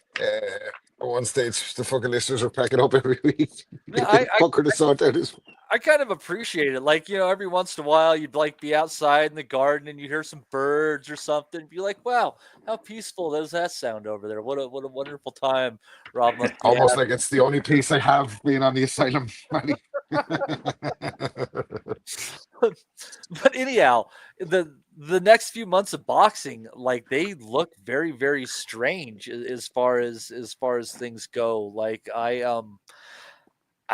don't know what to say at this point when it comes to this. It's going to be like COVID, man. We're going to be back to doing fantasy fucking matchups of fights we never happened. Just fucking making up content or coming on every 2 weeks or something. It's just. Yeah, I don't know what to say when it comes to this. It's just But then we've had look at the last 2 shows. We've been here 3.5 hours or whatever. We had so much stuff to cover in previews, and then the fights for this week as well. Like, we even left stuff off last week, so sometimes it's going to come in peaks and troughs. It looks like, as opposed to the regular schedule. But just to address that, I think that's diabolical. That Turkey stuff. I think it's diabolical what he said about Tszyu. He deleted the tweet. I'm sure he was advised to do that, and he did it. But that's what he thought at the time, and he felt like saying it. So having fellas box behind the closed doors for an opportunity to fight on that bizarre New York card seems in theory like a good idea. But why not like monetize it for the guys? I'm sure they got compensated, but you could have ran that. Like if you want to go down this road that you're going to be the singular boxing authority in the future, so he's going to buy up all the sanctioning bodies by the looks of it. He's buying up the ring. He's binning off all the promoters one by one. They're not doing pay-per-view anymore. He's basically bankrolling boxing or trying to. Correct. Trying to. And if you're going to do that, why not give the young talent to fucking put them on some? You have every fucking TV. You have every TV company in the world crying out for your content. Like, why not let them have a little Netflix road to fucking glory or whatever, fucking little like an Ultimate Fighters type show where they exactly, like a little you see them Dana White contender series or something like. Yeah, see who comes through, engage the public, and build your stars. Like, I think that I don't like that kind of jump. Fucking if I say jump, you say how high. Like you all dance for turkey. Like I don't. His intentions are good, and we for years on the pod we complained about the sanctioning bodies. We used to speak for months on end about fights that would never happen. We talk about fellas who spent their entire careers on HBO, and other guys who spent their entire careers on Showtime, guys who spent their entire careers with Top Rank, guys who spent their entire careers with Goldboy, and we never got to see these fights. So we can't really complain when there's a solution to it. But yeah, absolutely, some of the fallout of it is not going to be nice. Like, I don't know what's going on there, but it's not nice, to quote a great man. Oh, stop it! You're killing the references here, Rob. You know that. We were robbed of Andre Berto versus Sergey Lipinets. I lose sleep over that every night, Matty, I have to say. Okay, chippy tits. Yeah, it was. We're going into some dark days for boxing, I think. Here, in my own way, my journey to Vegas for Canelo and Crawford, I kind of think it's a little bit of a last hurrah. It's just this hunch that I have. So we'll see. I think various piles of shit are about ready to hit various fans. One thing I would say about that one, I think the build up to that would be fantastic for bringing in the crossover fan, because Netflix did even though they did an absolute horror show on the commentary, probably the worst boxing commentary ever. One up there with some of the worst boxing commentary performances ever. Like, we used to think we had it bad with fucking Bean and everything. Like, Bean last night, by the way, was in a constant state of orgasm, wasn't he? He's like Sting or something. He's like tantric. Yeah, he was. Usyk, he's come to the ring. He's beaten 23 guys. Usyk, he's gonna be he's ready to war. He's like, but as bad as Netflix's commentary performance was on the night in the Katie Taylor fight, the build up was fucking sensational for the casual man. Imagine sticking on your Netflix now and the build up for Crawford Canelo. It's going to be amazing for bringing young fighters in, because a lot of young lads went to the gym off the strength of the Hatton and Floyd 24/7, and a lot of fellas who were distant from the sport came back when that format came around, because you got to see the guys in the build up, the hype, the talk. It was fantastic, wasn't it? Like, so. Yeah. And the thing is, the Canelo and Crawford, they're both live wires, aren't they? They're not going to stand there and let someone say something to them without responding in a certain way. So that's classic elite TV. competitors. Like, yeah. They're both trying to get the edge on each other, I suppose. They're maintaining the respect angle, so they're not going to trash talk each other. It's going to be similar in build up, I guess, to Spence and Crawford in that way, where they don't really hate each other, but they're there to make the money. But the more the fight approaches, there's going to be a little bit more edge to it. It's just going to fucking help draw people in, like, isn't it? Well, they're both men of great pride, and like that. There's their young kids as well. Like, you're looking at Jake Paul and all of these getting this Netflix exposure up to these days. If the young kids are going to come in and go and look back at the careers of Crawford and Canelo, then they're not going to be fucking disappointed about boxing, are they? Like, no, it's far better than going back and looking at the career of Jake Paul. For the love of God, I sure hope. Do you mean the greatest of all time, Jake Paul? Disgusting, man. See Shane Gillis here talking about ESPN. Shane Gillis did what a great monologue of the monologue for the that. ESPYs. Oh, and he God, bombed on the night. It was very, very funny, but he bombed with the audience. Like sense of humor about themselves. It's fucking American ridiculous. athletes apparently, yeah, they don't like to laugh apparently. But he said, "I see Sugar Ray Leonard's in the audience. He's like, Sugar Ray, you're the greatest, but you better be careful because in 10 years, Jake Paul's going to try to knock you out." Yeah, that was a great joke. That was a great joke. I like the one about Caitlin Clark and Waffle House. That was a fucking brilliant joke. If you've ever been to Waffle House, fuck me. Which I have. Surprise, surprise. Oh God, what a fucking great joke that actually was. Fucking and there's like all the reactions are basically terrible. It's like fucking laugh at yourself. People are afraid to laugh, aren't they? They're afraid to laugh, like terrified, like. Yeah, it's fucking ridiculous. And you know, like people from all across like political spectrums are there because athletics are not like one way or the other, right? And it's like none of these assholes have the ability to laugh at themselves. They're all like a bunch of they're all a bunch of I call them a bunch of tampons because they're stuck up cunts. There you go. Yeah, classic. Steady. But anyhow, he had another zinger while we're at it before we get off it. He said, "Give it up to XYZ name. I can't remember some girl's name. Give it up to like fucking.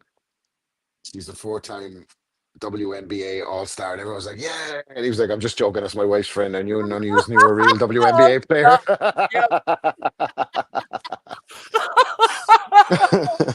That was brilliant.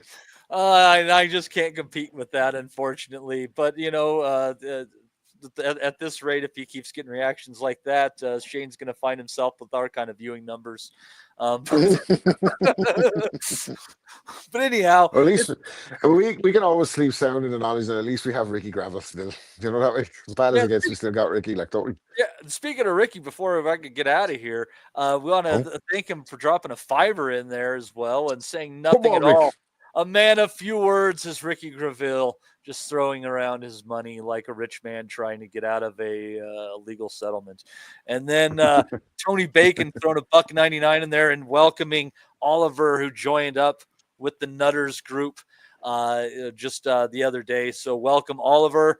And it's we're happy. If you want to check out the Nutters group, well, you can do that by joining up at patreon.com/Boxing Asylum. And we will get you into that group and have all the fun that you can handle and more with all of the boys. Tim Bacon making a Weatherspoons joke there. Tim Weatherspoon. I have no idea what fucking that reference was. God damn it. It's a franchise chain of pubs where the drink is a bit cheap, Maddie. That's why he threw $1.99. He said, "Have a beer on me," and in brackets he said Weatherspoons, because you're not getting a beer in fucking London or any of these cosmopolitan areas for $1.99. I know that anyway. I thought he might have been in like Czechoslovakia or something like that, where you still can get a pint for a couple of bucks. Yeah, that was in the fucking that was Bulgarian prices that. Well, thanks for the $1.99, dude. Sorry to shit out your fucking donation there. Yeah, we'll take anything. We'll take anything. We're fucking. We appreciate everything. Unfortunately, we're not like those people who were able to get hundreds of dollars off saying that Tyson Fury should have lost to Deontay Wilder just to help the black cause. Like, I've seen some weird shit pop up in the comment section, but that was right up there. I'm like, well, yeah, you know, that kind of self-sacrificing. I can see it happening. But anyhow, I'd like to thank everybody for hopping on with us today. I would like to thank Dom hopped in briefly. Also, James, thank you very much, sir.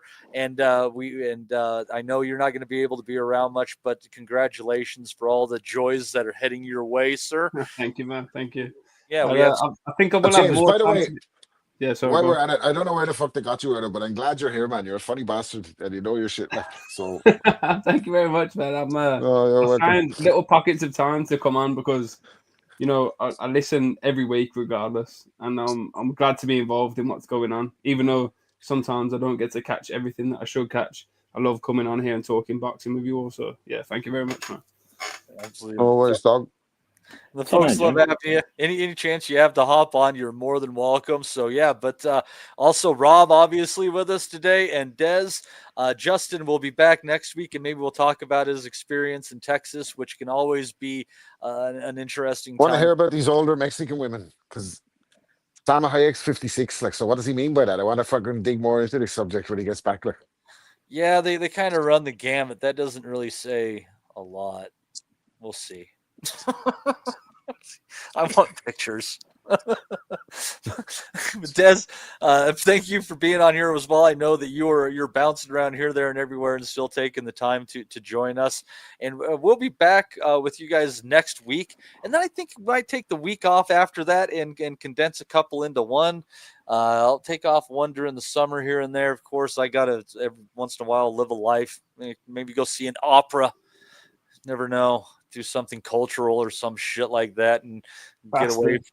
Get away from watching fucking blue comedy and porn and blue movies, and Serbian film, which is like everything combined in one. But anyhow, I'd like to thank everybody for being in the chat as well, and of course those people who super chatted, we already thank you. And we will be back here next week to talk about the Zayas card, do a little bit of preview action. Until then, I've been your host, Matt D. John Nardi. You folks have a great week ahead. Bye-bye. We'll never forget. Ali just got up and Go to and move! We want to be honest, yeah? Crying like a little bitch. I've never met a fucking swank that can fight me. I fell asleep. I fell asleep. You're a fucking bum, you're a fucking asshole. Rumpo fucking Steltskin. But allegedly, Oscar Rivas has failed a test. 7 year ain't. 7 year ain't. I will fucking smash fucking you. I hope you fucking die. Be safe. I love boxing sounds, as simple as that.